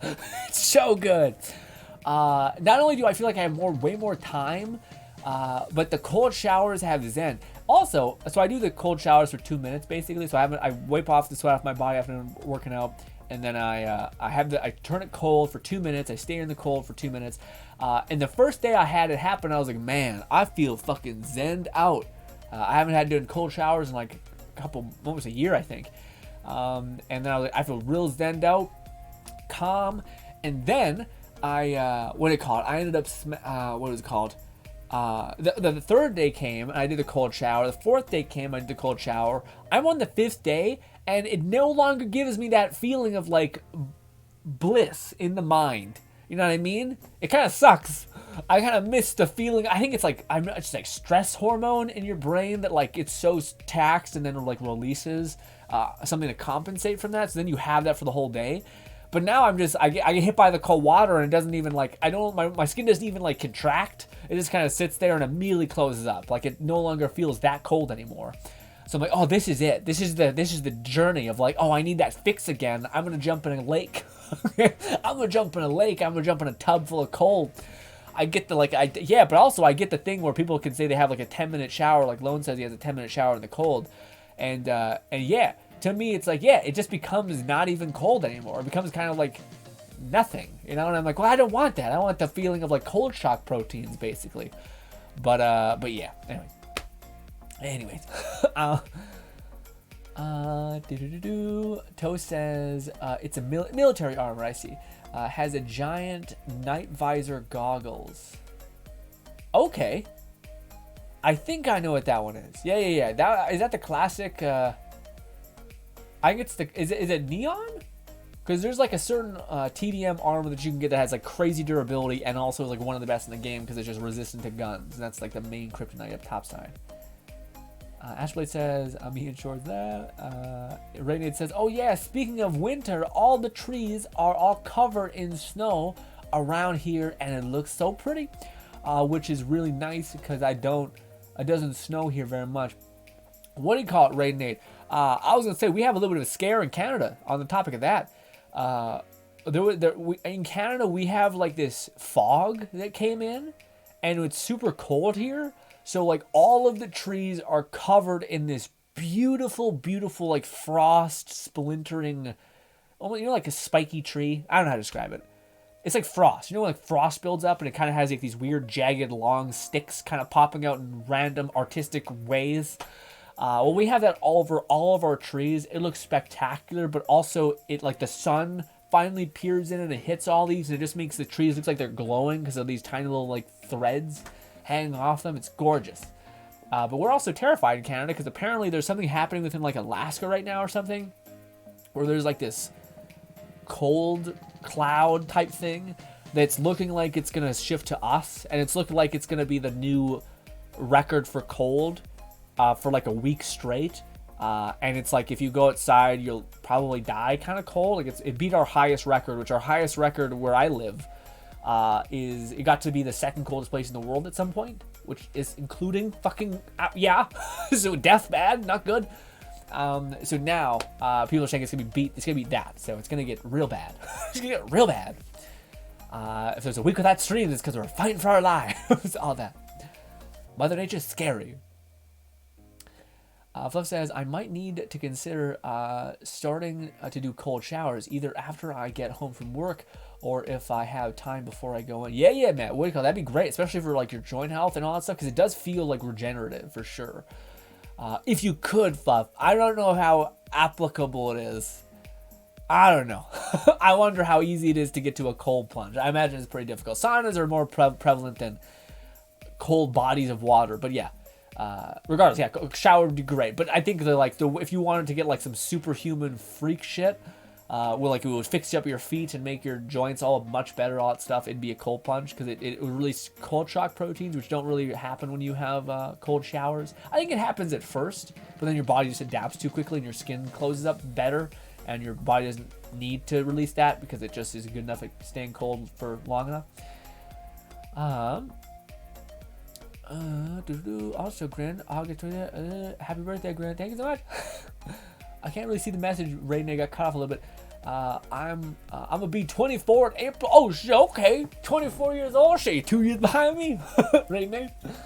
Well, it says, well, in a way, you cause, yes, because how leveling works is, what if you get a dupe of a character, you increase their level cap. Oh, and wall player often talk about 160 wall because of SR characters. After getting 2 more copies makes their max level 160, but SSR characters, you need 3 copies to bring them up to level 200, and you need 5 max level breaker SSRs to break the 150 wall, because there is this thing in the game where you only build 5 characters and all other characters' level will sync to that character who has the lowest level. Weird. Okay, that's actually pretty clever. I mean, a lot of these gacha games are like, I get there's like some leverage trying to get you to spend, but it's still pretty interesting the way they're like managing that. Randy says, that sounds so cool. Oh, the frost, the glimmers. Yeah, I'm tempted to show you a picture of it, but I think some of it maybe melted. Fluff says, oh yeah, it's snowing today, which is definitely unusual for later 3rd of January in my area. Yeah, man. I think that's what it is. I think in the U.S. And whatnot, there's like this weird, I don't know what you call it. It's like this roaming, not like a, I can't remember what it's called, but it's, yeah, basically like a thing that's like a giant, covers a giant area. God, I can't remember. What's good, Cody? Oh yeah, this one. Lone Singlet says, so at the most, you need to get the same character 4 times to get them to max level, and you need to do that for 5 SSR characters. Yeah, so it's like if you did whale at one point, you're good. But yeah. Stay safe and warm. Grin, prep as much as you should. You need to take a week or more off of stream. Yeah, I don't know if it's one of those things where it could get bad. It's like one of those things that, but everything could get bad. So, and also Canada is one of those weird places in the world where like we've always had fucking horrible weather. So like Canada was looking at the U.S. and like Texas when they were having their like slight anomalies of cold and being like, how? And then they're like, oh right, we're all of our systems are built for some horrible shit to go on.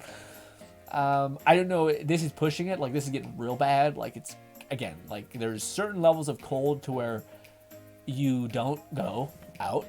you stay inside. And yeah, we'll see. It's a little, it's sketchy. Hopefully it's not too bad, but I think we'll be okay. I hope we'll be okay.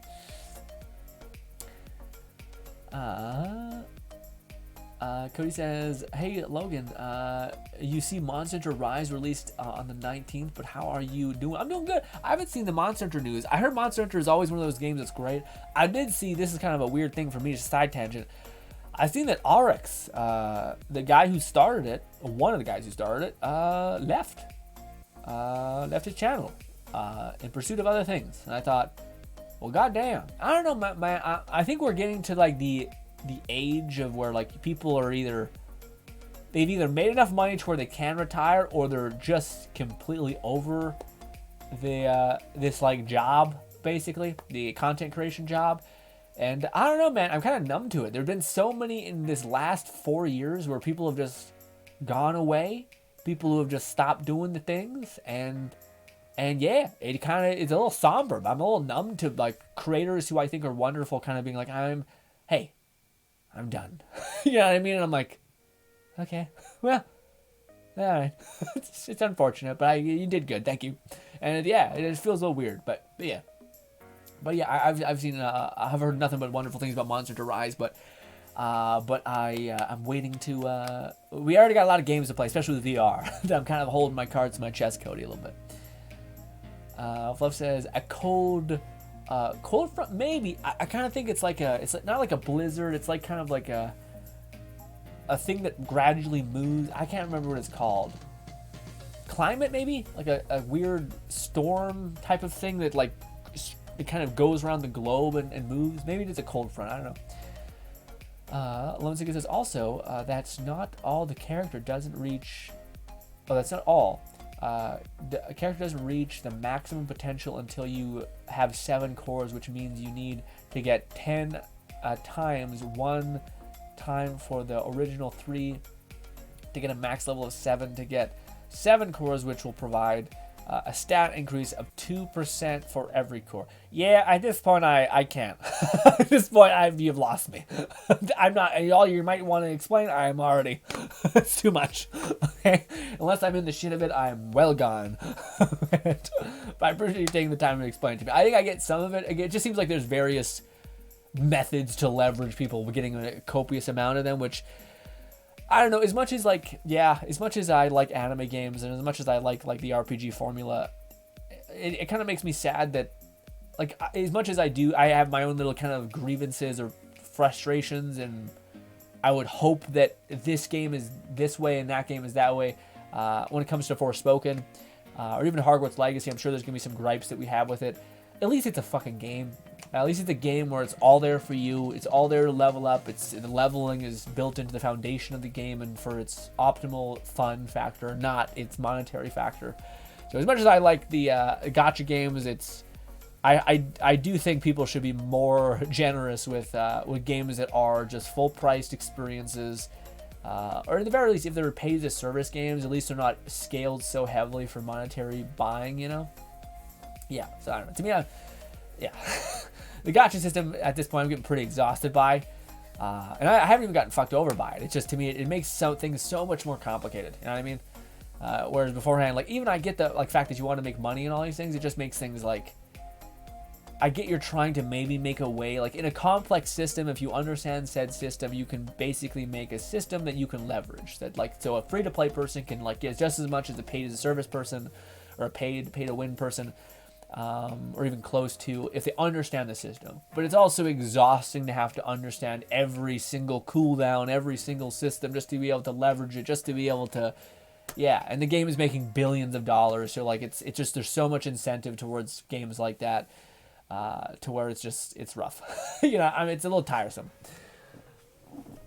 But the fact that you're enjoying that game alone is great. I'm sure I'm just exhausted at this point. I'm sure I'll be excited by games like that eventually. But right now, I'm kind of like, I'm happy that there's 2 games coming out that seem largely like signed, sealed, delivered experiences. It's strange to the namesake of the channel depart for whatever reason. It's strange to have the namesake of the channel. Yeah. You think they would name it something different, but yeah, I understand the weirdness of that, but yeah. Monster Hunter Rise release into other console platforms not really relevant as we're mostly PC gaming. Yeah, it's true. But it's still cool for other people to be able to experience that. Yeah, because I heard nothing but good things about Monster Hunter Rise. Although, speaking of upcoming releases and updates, looks like Grand Blue Fantasy, got delayed. Virus is going to be adding... Oh, sorry, it's a different thing. Grand Blue Fantasy Versus. Oh, right, that's the fighting game, right? The fighting game version of that. Also, is it... No, I'm not thinking... I'm sorry, I'm thinking of Blue Protocol. I heard Grand Blue, and I thought same thing. But no, Blue Protocol got delayed. That's what I was thinking of. Anyways, sorry, yeah.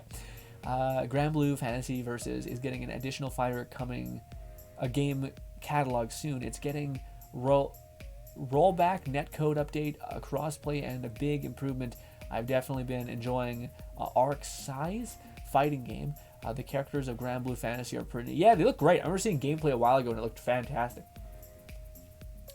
It says, currently I have 6 limited characters, 6 limited break 1 characters as I'm off to a good start, but the wish system in this game helps with one standard banner. You can have a wish list of characters you want up to 15, and once selected, you upon getting an SSR, you can only the character on the wish list, and characters not on said wish list, just get rid of them. Oh, I see.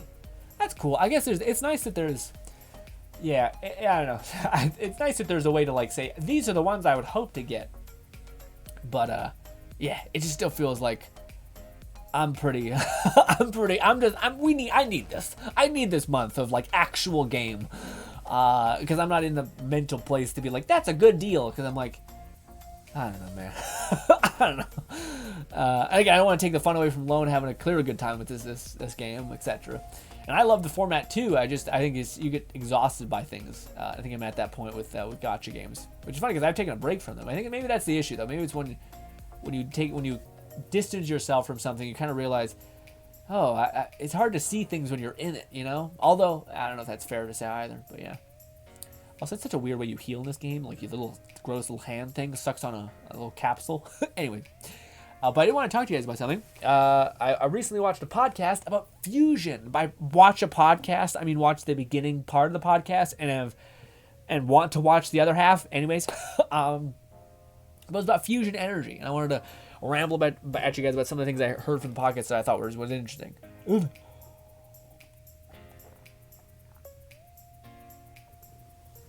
One of the things was the podcast, which I thought was the coolest thing, which is like a straight up, it seemed like the person, albeit he could be full of shit. He's like one of the leaders working on fusion, apparently. But one of the things that he basically just addressed all of the service level things about energy production within energy grids and stuff like that, and within fusion thing he specifically works on. And he was saying, well, why? One of the questions he asked, which everyone kind of has this question if you know anything about this weird energy thing, was why did we hear so much about this fusion technology, like clean energy, endless energy, all that stuff, energy of the sun, so much in the past, and then we heard nothing about it? Like, was it just a dud? Was it just a bunch of wishy-washy, this and that? And the guy basically was, his takeaway was, well, no, 40 years ago, we discovered what fusion was, and then we hypothesized what it could be done, or how it could be harnessed, but it was 40 years away from being, having anything yielded. Like, we were 40 years too early to be talking about like what this could actually be put into practice. And then the thing that got me kind of like, oh fuck, was and this could be a bunch of like heavily overestimation kind of thing, but he was saying that people were talking about fusion 40 years ago, and the reason why you haven't heard about it is because it was 40 years away. So we couldn't do it. But right now, fusion's 4 years away from actually having some substantial yield. And that was like, okay, that's pretty cool. And he even addresses the other big issue, which I thought was really interesting when it comes to energy production, which is a lot of people, including myself, really like the idea of like investing in infrastructure that is not gonna just is finite. You know what I mean? Like that's what to me the exciting part about energy cars is, or like electric cars is. Now, granted, I do think even batteries have a lifespan, which is unfortunate. But anyways, the point is that there's it's interesting that there's going to be this, or that there's this perspective that how do I put it, that there's like this renewable thing. Like I can just plug my car into the wall. I don't have to go to the gas station, and I just am set. But the issue with that is a lot of people who have electric cars think that it's just free energy. Like, oh, I am good for the world, and it's not the case, because you're just going to plug your electric car into a socket which pulls it from the power grid, and the power grid's fucking a coal mine or a coal power grid or a gas power grid or something like that. So to me that was a very interesting prospect of like, yeah, you're not actually more eco-friendly or anything like that, but if they could do this fusion thing, there would be a decent argument for, well, wait, maybe you can. Maybe it is like just good. Like it's just free energy basically. It would just work. Now that may be wishful thinking, but to me it was like, oh, okay, maybe that'd be a really nice bow on this story. The only thing that we still have to seemingly solve, and I haven't watched enough of the podcast to see if they talk about this aspect, but it's the battery aspect. Like you can generate a lot of power, but can you store it? That seems to be the biggest issue, and especially with like the recent controversy with like lithium batteries, which are like basically like slave labor type of thing in like mines, just getting ripped out of the ground, and it's also a finite resource, so it's like this is not great. But yeah, to me, I don't know, it was one of the first times where I was like, oh shit, this actually might be a future that if they manage to figure out something, and it seems like this guy was pretty confident that they're really close, and there was already a thing in San Francisco where they were able to produce more energy, I think, than they expended, but it was only by like a slight amount. It was something weird like that. But anyways, the point being is that, I don't know, future's cool. I was like, for a while there, I was like, you always hear about like, everyone's really interested in like the whole electric car thing, which I also think is fun. But then people make good arguments for like, well, it's a limited thing. It's basically, it's the same amount of toxicity. There's not enough lithium in the world to produce all these, for everyone to be on this. So it's not going to, it's a good try, but it doesn't really solve a lot of the issues. Only for then this person to like kind of have the linchpin, which is, well, wait, what if you could plug it into a power grid, plug your vehicle into a power grid, and that was basically clean energy? Now, if we're able to convert that further, I don't know. This is where I start getting, I haven't watched enough of the podcast, nor have I thought about this enough. But it was the first time I heard about fusion and heard like a genuine like, oh, the reason why you hadn't heard about it wasn't because it was a dud. It was because they theorized what this was, and then they finally are at the point where they can actually talk about what this could look like, and they've been actually able to make prototypes that have yielded this. And I thought, that seems pretty cool. That might be a future that we have, and that might be pretty fucking awesome. And that world, buying a Tesla car and all these things could actually be a net positive outcome of technology. Now, whether that they can make a system that can make enough electricity for the whole world using fusion, who knows? But cool. Neat idea that this thing works. The power of the sun and all that. Lone says, but my favorite part of the game is the relationship system. I get to have an actual harem of women and relationship system that actually matters, unlike the certain game I know of, Genshin, the girls with sometimes send you text messages each day, sometime ask you for advice, help, or just check up on you with some details. Each of them has their own nickname to call you, the player, and some of these texts feel like if you were texting a real person. Well, that's something I've seen a little bit in Tower Fantasy, which I thought was cute. But like they basically will message you and be like, "Hello, I was riding my dirt bike on the back of this Sahara post-apocalyptic desert. How are you? I thought of you. I thought of you when I was riding around. We should hang out." That's always what it is. Like, okay, kind of cool, but yeah, but yeah, no. I remember I heard a lot about that loan about that was one of the weird draws to OnlyFans at the time when I was hearing about it, was people were trying to ask, like a person went out of his way to interview people who do that for a living, and then also people who subscribe to those pages, and kind of try to get a sense for why this phenomenon was happening, why so many people were getting on board with this, and like really going crazy for this, because like porn was free, it's been there forever, so what's changed? And that was one of the things that they offered in that system, was that like they basically hire either bots or like a bunch of assistants, usually male, to like come up with like text threads to multi-spam text to everybody. But anyways, point being, but it was a lot of people, people oversimplify what is, how do we put it, the physical nature or the sexual nature of companionship, essentially. When a lot of what made these people so successful was sure that, but it was also the fact that these people were like creating what quote unquote could be determined to be the girlfriend experience, somebody checking in on you, somebody valuing you, somebody talking to you in a certain way, and that could feel nice. And I think, like, if you're like me, when you're hearing that, it makes you kind of feel like, but it's not real, it's all fake, it's all meaningless. This is like a synthetic version of something that I don't want to get on the hook for. Also, it's costing money, and I don't want to have that hook on the hook for.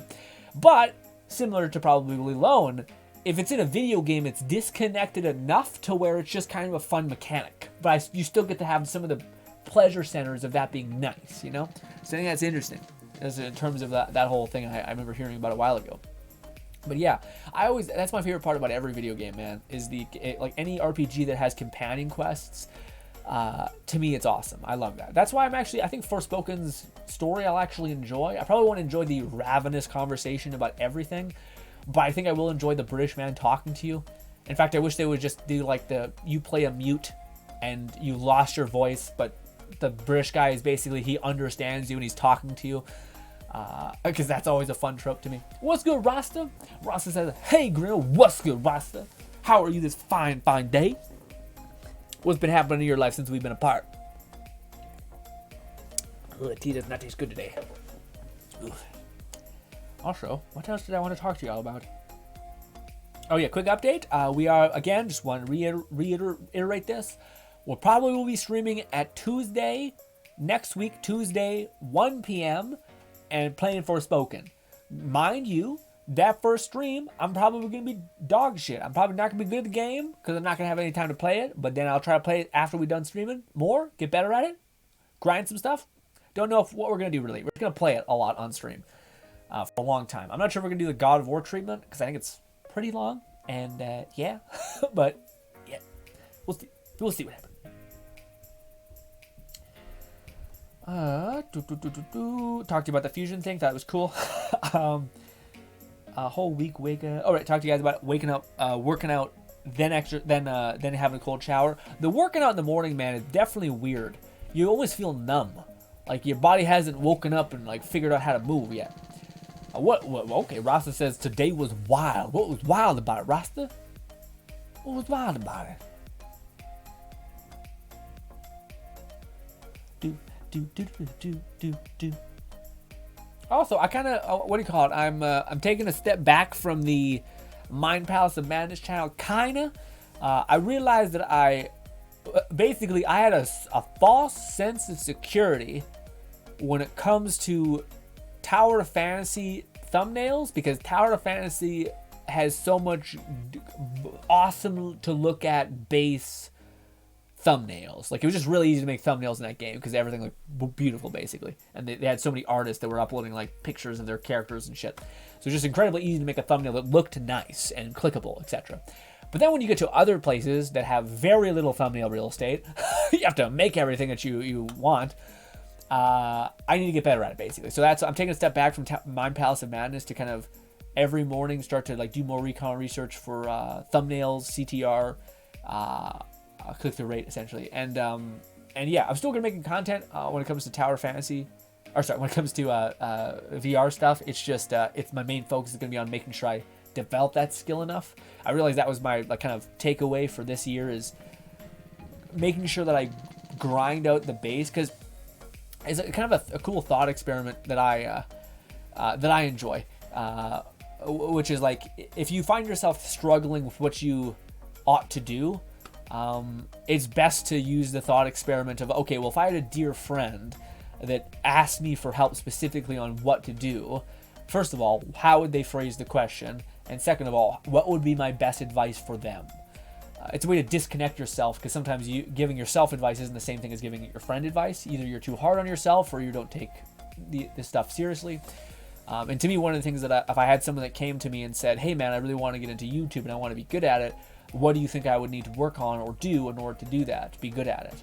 And my thing would be, I think it'd be impossible not to become good at something given the time and the focus on the things that really matter that are involved in it, I guess. So if I had a friend who asked me, how do I become good at YouTube? And of course, it's something that I don't do, which I'm going to try to do, which is, I would say, for 2 months straight, aggregate first. First, aggregate as much of the highest videos that have the best thumbnails, the best CTR, that they're the funnest to look at. They're the one that you want to click on the most. Usually it's indicative of by views, but yeah. So aggregate as much of that data as you can. Should take 2 or 3 days. And then then recreate all of those types of thumbnails through the content that you're going to do. So if I want to do VR content, I would take the VR game that I have. I'd see that this person used like a close-up image of a face, maybe a surprised face. Well, I would go into Hellsplit Arena and I would do the same thing. I'd get a close-up shot of the zombie's head. I would adjust stuff like that. I taper things out. I see this person does something with color.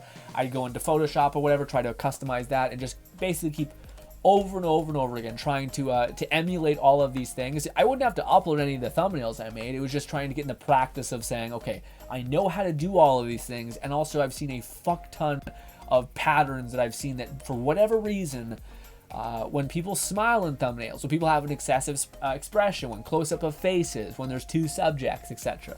Stuff that you can kind of format, and eventually you'll see patterns and commonalities that you'll be able to adjust for what you want your videos to be. Also, you'll have a ton of experience in making content for that game, which oftentimes comes after the fact. You have to kind of like make 2 or 3 thumbnails and videos before you get your like sea legs for that thumbnail and video, which is not good because most people will tune out after like 3 videos being a dud.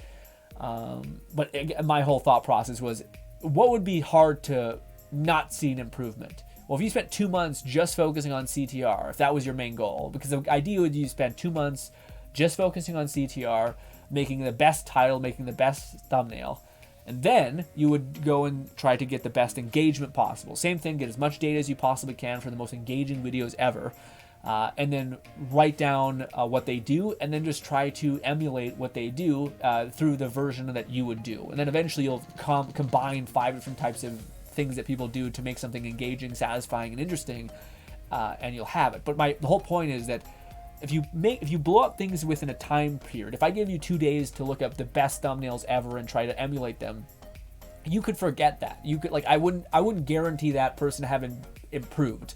I feel like they might be slightly better, but then they probably would forget about all the stuff they learned. But if you give someone a month or 2 months, that like this is your only focus. Don't focus on content, just focusing on aggregating a skill and developing knowledge of how to create something that gets people to be engaged or want it. Whether that's Photoshop skill and knowledge, whether that's commonality and patterns to like see what people tend to like to look at and tend to like to see and tend to their eye to snap onto, things like that. And then the same thing for content, to like go through and do the work for like 2 months straight. I feel like you do something for 2 months straight, very focused on the best of the best, why it is so good, and why people are attracted to that content anyway. I feel like it would be hard for your friend to come out of that engagement without having have developed a pattern or a habit, and various like merging of different things. Because when you do something for that long, you eventually start to merge this and that together, because you're still trying to be creative. You're not just being like malicious with yourself and not letting yourself play with these ideas or these components. Eventually you start to meld the various things that other creators aren't doing into one solid whole, and therefore you make something new and twice as engaging as other people.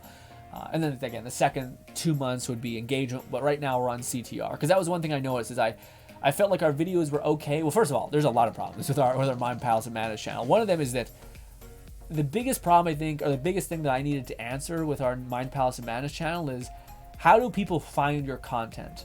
Because that was a big component, I think.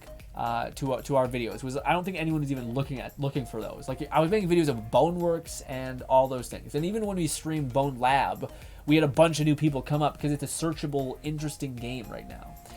It's like one of the things I really want to make a point to do next week is to try to make. I have this weird Thor video I want to make just for me. And then I have another video which I wanted to do about like the best avatar mod I've ever found in Bone Lab. Which I think would be a good video that people would search for, click on, and etc. But basically cover mods for Bone Lab whilst I'm grinding out this like baseline skill acquisition that I need to. That I think I need to. But I think I definitely need to. It's not I think, but yeah. It's IRL stuff. Glad it's sorted. Okay, good. I hope everything balanced out, Rasta. Alone says, I also like each of the characters has a 5-episode hangout date adventure. You can go on with characters you choose. The character types are just wonderful. You have everything from generic tsundere to a pervy nun, to even more weird ones like a sociopath who just loves to spend money. Okay, that's awesome. At least there's that. That's the good thing about, like, it does seem like gacha games enable characterism, I guess, like the making of a bunch of different perspective characters. Love says, it's funny hearing CTR as a MORLDS person, as I had a CTR choose the right ring as a... Oh, really? That's funny. Yeah, CTR is click-through rate. It's how many people versus the amount of times that YouTube gives you an impression, which shows somebody the content. It's how many people click on it, just for people who don't know. Yeah, it's CTR is the percentage of people who have clicked on your video given the amount of times YouTube has shown it. So if you have a high CTR, then YouTube will continue to show it to more people. But if you have a low CTR, meaning that like they've shown it to 60 people and one person clicked on it, and they're like, no one wants to see this video. The thumbnail isn't interesting enough. Stop. Stop. The other thing that can be effective is your engagement, which I don't want to discredit the second half of this strategy that I'm doing, which is I'm not doing 2 months, which maybe I will. We'll see. I'm doing 2 weeks of CTR and then 2 weeks of engagement, then 2 weeks of CTR and then 2 weeks engagement, and seesawing back and forth with that of being like the thing that I'm trying to study more of. But then there's also other things like outside of just making good content, which is something that people would click on and then something that people would watch the full video of. It's also just making something that people can find, which to me seems like a giant piece of the now YouTube ecosystem, which is just that there's so many people online that you need to, again, like, I've noticed that there's not a lot of people who are covering Bone Labs mods, and there's so many good ones. There's some people doing Bone Labs mods, but not too many, especially not in the way that I think I could. You know, it's very rarely that you get inspired and there's no one doing it, and you think people are looking for it. So I'm very excited to do those things. But also, I don't want to not be creative. Like, I really did like the Live, Die, Repeat series. We're going to continue to do. It would just be cool if there was a new game that was like a shooter that was crazy and cracked that we could like do like a quick run of, etc. Maybe there's a Bone Lab level that we could do that with, you know. Definitely different versions of stuff like that. But yeah. Alone says, my favorite character being Sugar, who is a badass biker waifu who loves sugar coffee.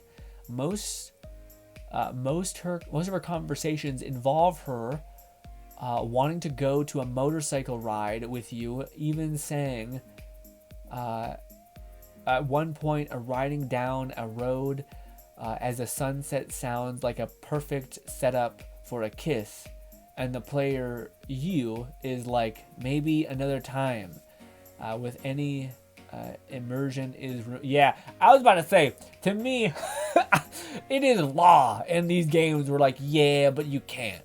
I wonder if there is one of those games that just says, nah, it is that good and you can. I don't think it will be. I think there's just the nature of the beast where it's like, nah, it's got to be kind of like asexual. It can't just be like, at this point, just do it. You know what I mean? Just do the thing. I get there's like a line, but like at least have like the not safe for work patch or something. I don't know. It just seems like you're making it that. Just don't make it that if it's not going to be that.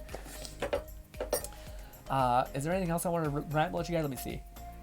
Oh, I told you, I kind of, while I was rambling about this when nobody's here, about the cool manhwa that I heard about, which was, or I watched, which was like a dude gets put into a video game to get money. The reason why he wants to go into the video game to get money is because his girlfriend's like a gold digging piece of shit. And he goes into this zombie game, and because it's a zombie post-apocalyptic world that's kind of like 20% into the zombie apocalypse, nobody has any use for like gold or money, so he goes into the city, takes all the gold, he meets a brand new waifu with a red-headed waifu which looks super hot, etc. And she's great. She's like been surviving for a long time. She's hella proficient. And what is the other bit? Oh, then he basically like leaves. She's upset because, you know, she was alone. Now she has him in this world, but he leaves. He says he'll come back in 7 days, which is the deal that he has with this like gaming overlord person. He goes to the outer world. He fucking sells all of his jewels. He's like a giga billionaire. He goes to talk to his girlfriend. The girlfriend was cheating on him for such a long time. Breaks up with him in the like what is it called? Goddamn housing, where you buy houses, like a realtor place. Boom, boom, bam, done. Anyways, oh shit, here we go. I can't. Why can't I ban? Pin message, reply. Why can't I ban? Oh, there we go. And where is it? Ban.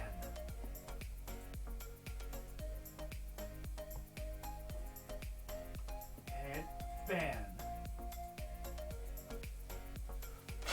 Can't be stopped. Let me see. What am I missing?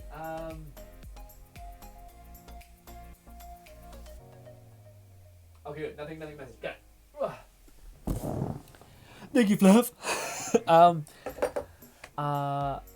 Oh, anyways, yeah. So then he goes back into the game because at that point he was like the whole thing he was working towards, his girlfriend's a piece of shit. So then he goes back into the game to get more money, and it's very clear that like he's gonna basically defeat all the gang members in this manhwa, get the girl, become a millionaire, maybe leave, maybe stay in the game. We don't know yet. Probably leave with her. And yeah, boom, bam.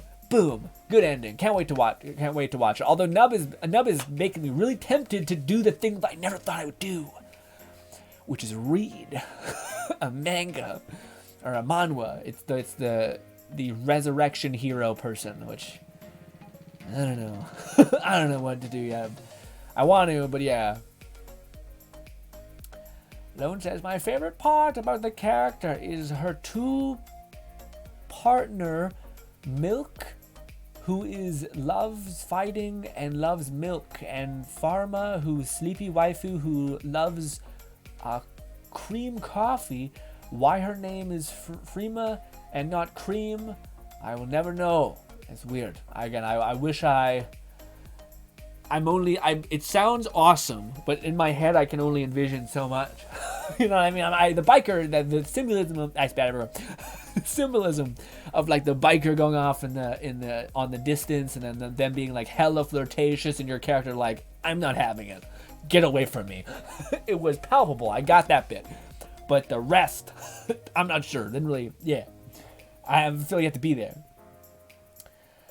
Yeah, talking about the YouTube shorts, we gotta make more of those because I can't believe the one that we did got even remote advantage.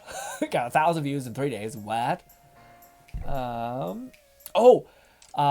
Okay, so I was really bent out of shape about the Mob Psycho Season 3 not being dubbed. It's just like, it's such a damn shame because it's like, it's such a good series, and I think this is the last season.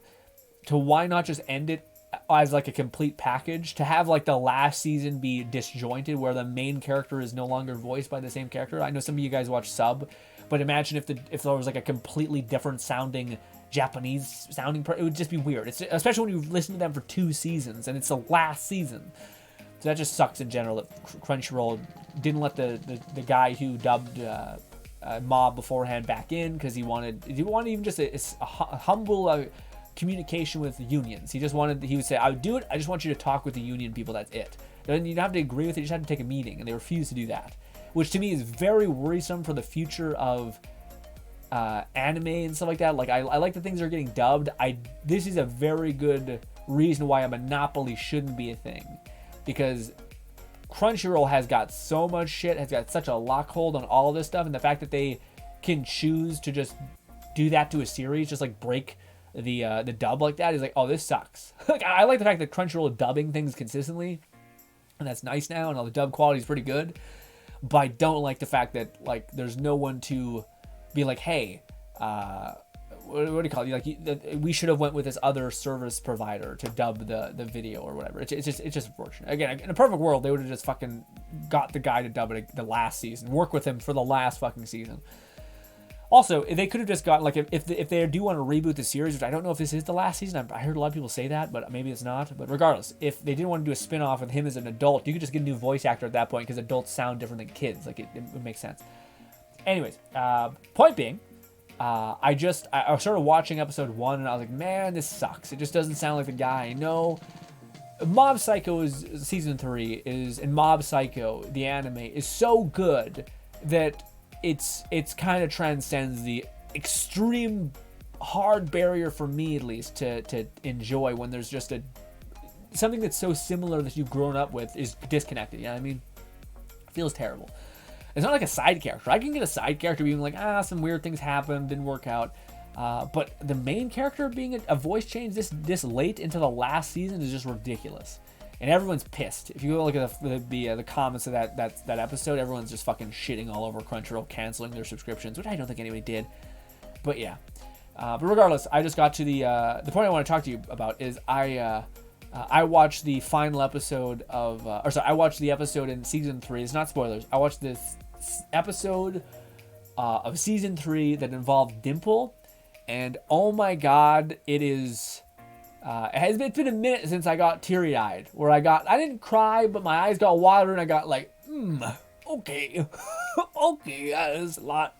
And it was a beautiful, beautiful moment. And it's funny because that show does better than any anime I've ever watched about being genuine. Like, a lot of times friendship in shows is very, it doesn't feel authentic. It's usually like it's either one, like weird and like people have this hatred out of nowhere because of storytelling. They're like, and now he's upset and he's willing to backstab his friend, or it's like, I will die for you, this and that, and it's like we're the same person kind of weirdness. But in this show, it does such a good job about, like, Dimple and Mob are like not perfect. Like, specifically Dimple's kind of an asshole sometimes. He's kind of like ruthless. He tells Mob the honest truth, and sometimes it's just in the meanest way possible. But with that being said, Dimple's always there. He's like a genuine friend. He's like this genuine. It's a spirit, by the way. It's a spirit that follows around Mob. But it's it's like in the actions that Dimple has, because Dimple will say some crazy shit in the show, where like he'll be like, I'm trying to use Mob, this and that, but yet he'll go out of his way to like protect him. He'll go out of his way to like be there. And then of course, I'm not spoiling anything, but there's a moment in this episode where like Dimple it dawns on Dimple what Dimple really wants. Where like Dimple himself is convinced that he wants power, which in the show it shows something more that he wants in this last season. And it was beautiful. It was a beautiful moment that got me pretty like, okay, even though this is not the Mob that I know and like I want to be dubbing and voicing this story, telling me this story, the story is so good that I can't not enjoy it at this point. You know what I mean? Like, the writing is so good, but it's just a shame that like it makes it hard for me to suggest the show to other people, because it's just such a jarring experience about like, you're watching a show, it's great, it's so fucking good, it's amazing, and then there's just this hella disconnect about like, oh, but the main character is no longer has the same voice. So I mean, maybe watch the dub, maybe watch the sub if that's the case. That way it's at least uniform. And it's just a damn shame. It's just a damn shame.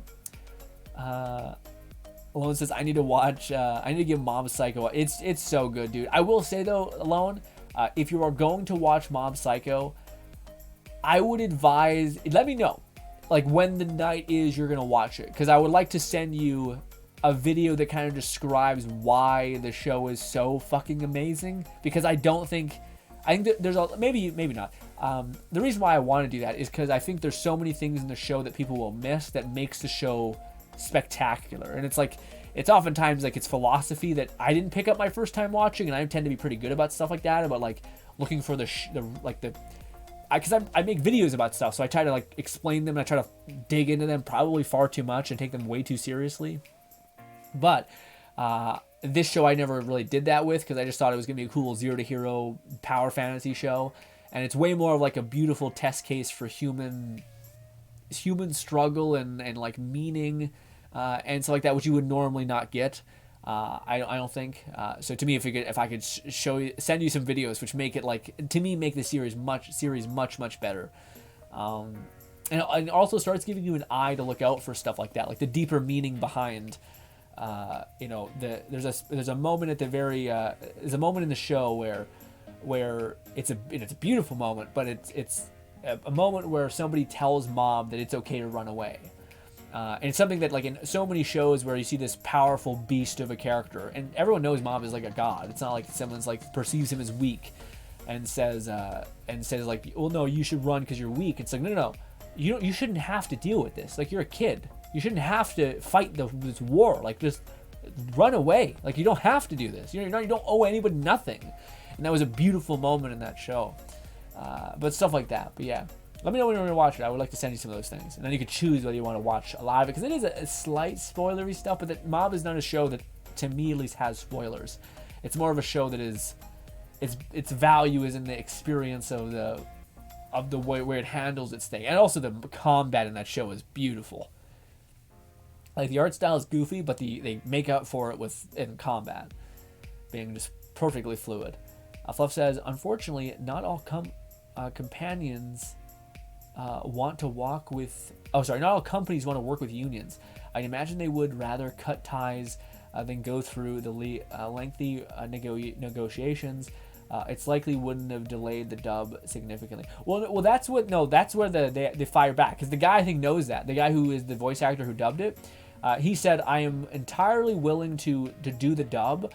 All he wanted, his only stipulation was that, could you at least have a meeting with the dub people? You don't have to negotiate. You don't have to even agree with them. He just wants them to start talking to them just now. Like, I would still do it. I just wanted to know that there was an effort given to, like, this communication starting, this relationship even just happening.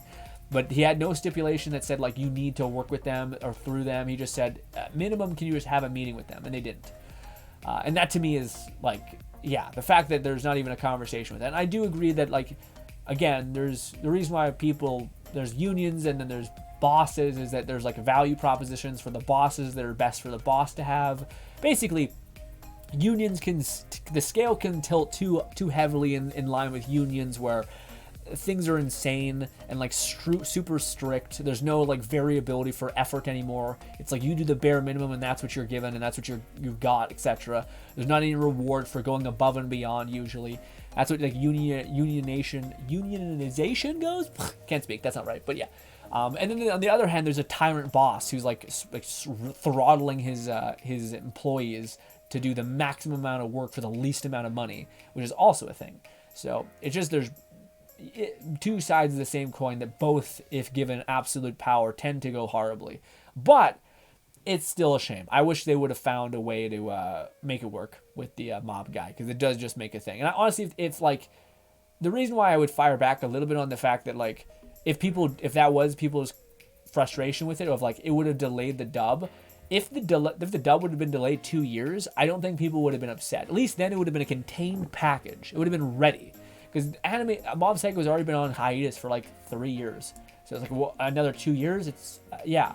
But at least then it would have been a contained, like, here are all 3 seasons of the show. Perfect. Like, they're all brilliant. They all have the same voice actor. It's all a beautiful journey. Now it's like there's like this weird thing where it's like, there's like, it's hard to suggest to people because it's just, it's fragmented. It's disjointed.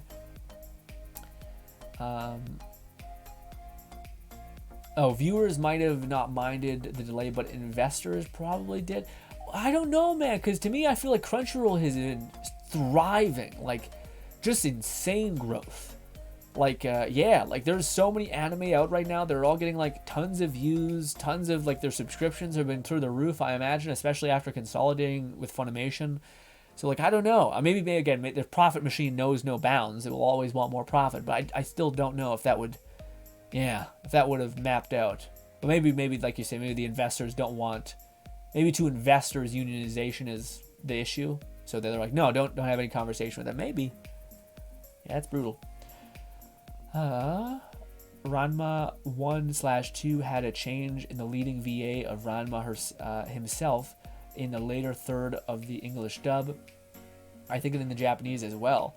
The new VA voiced Ranma for the remaining of the series and moved on to the voice of Inuyasha as well. Yeah, that's the other thing that to me was frustrating. Like, I understand. Yeah, to me it's just if it's the main character, which maybe again this is the other thing I should say.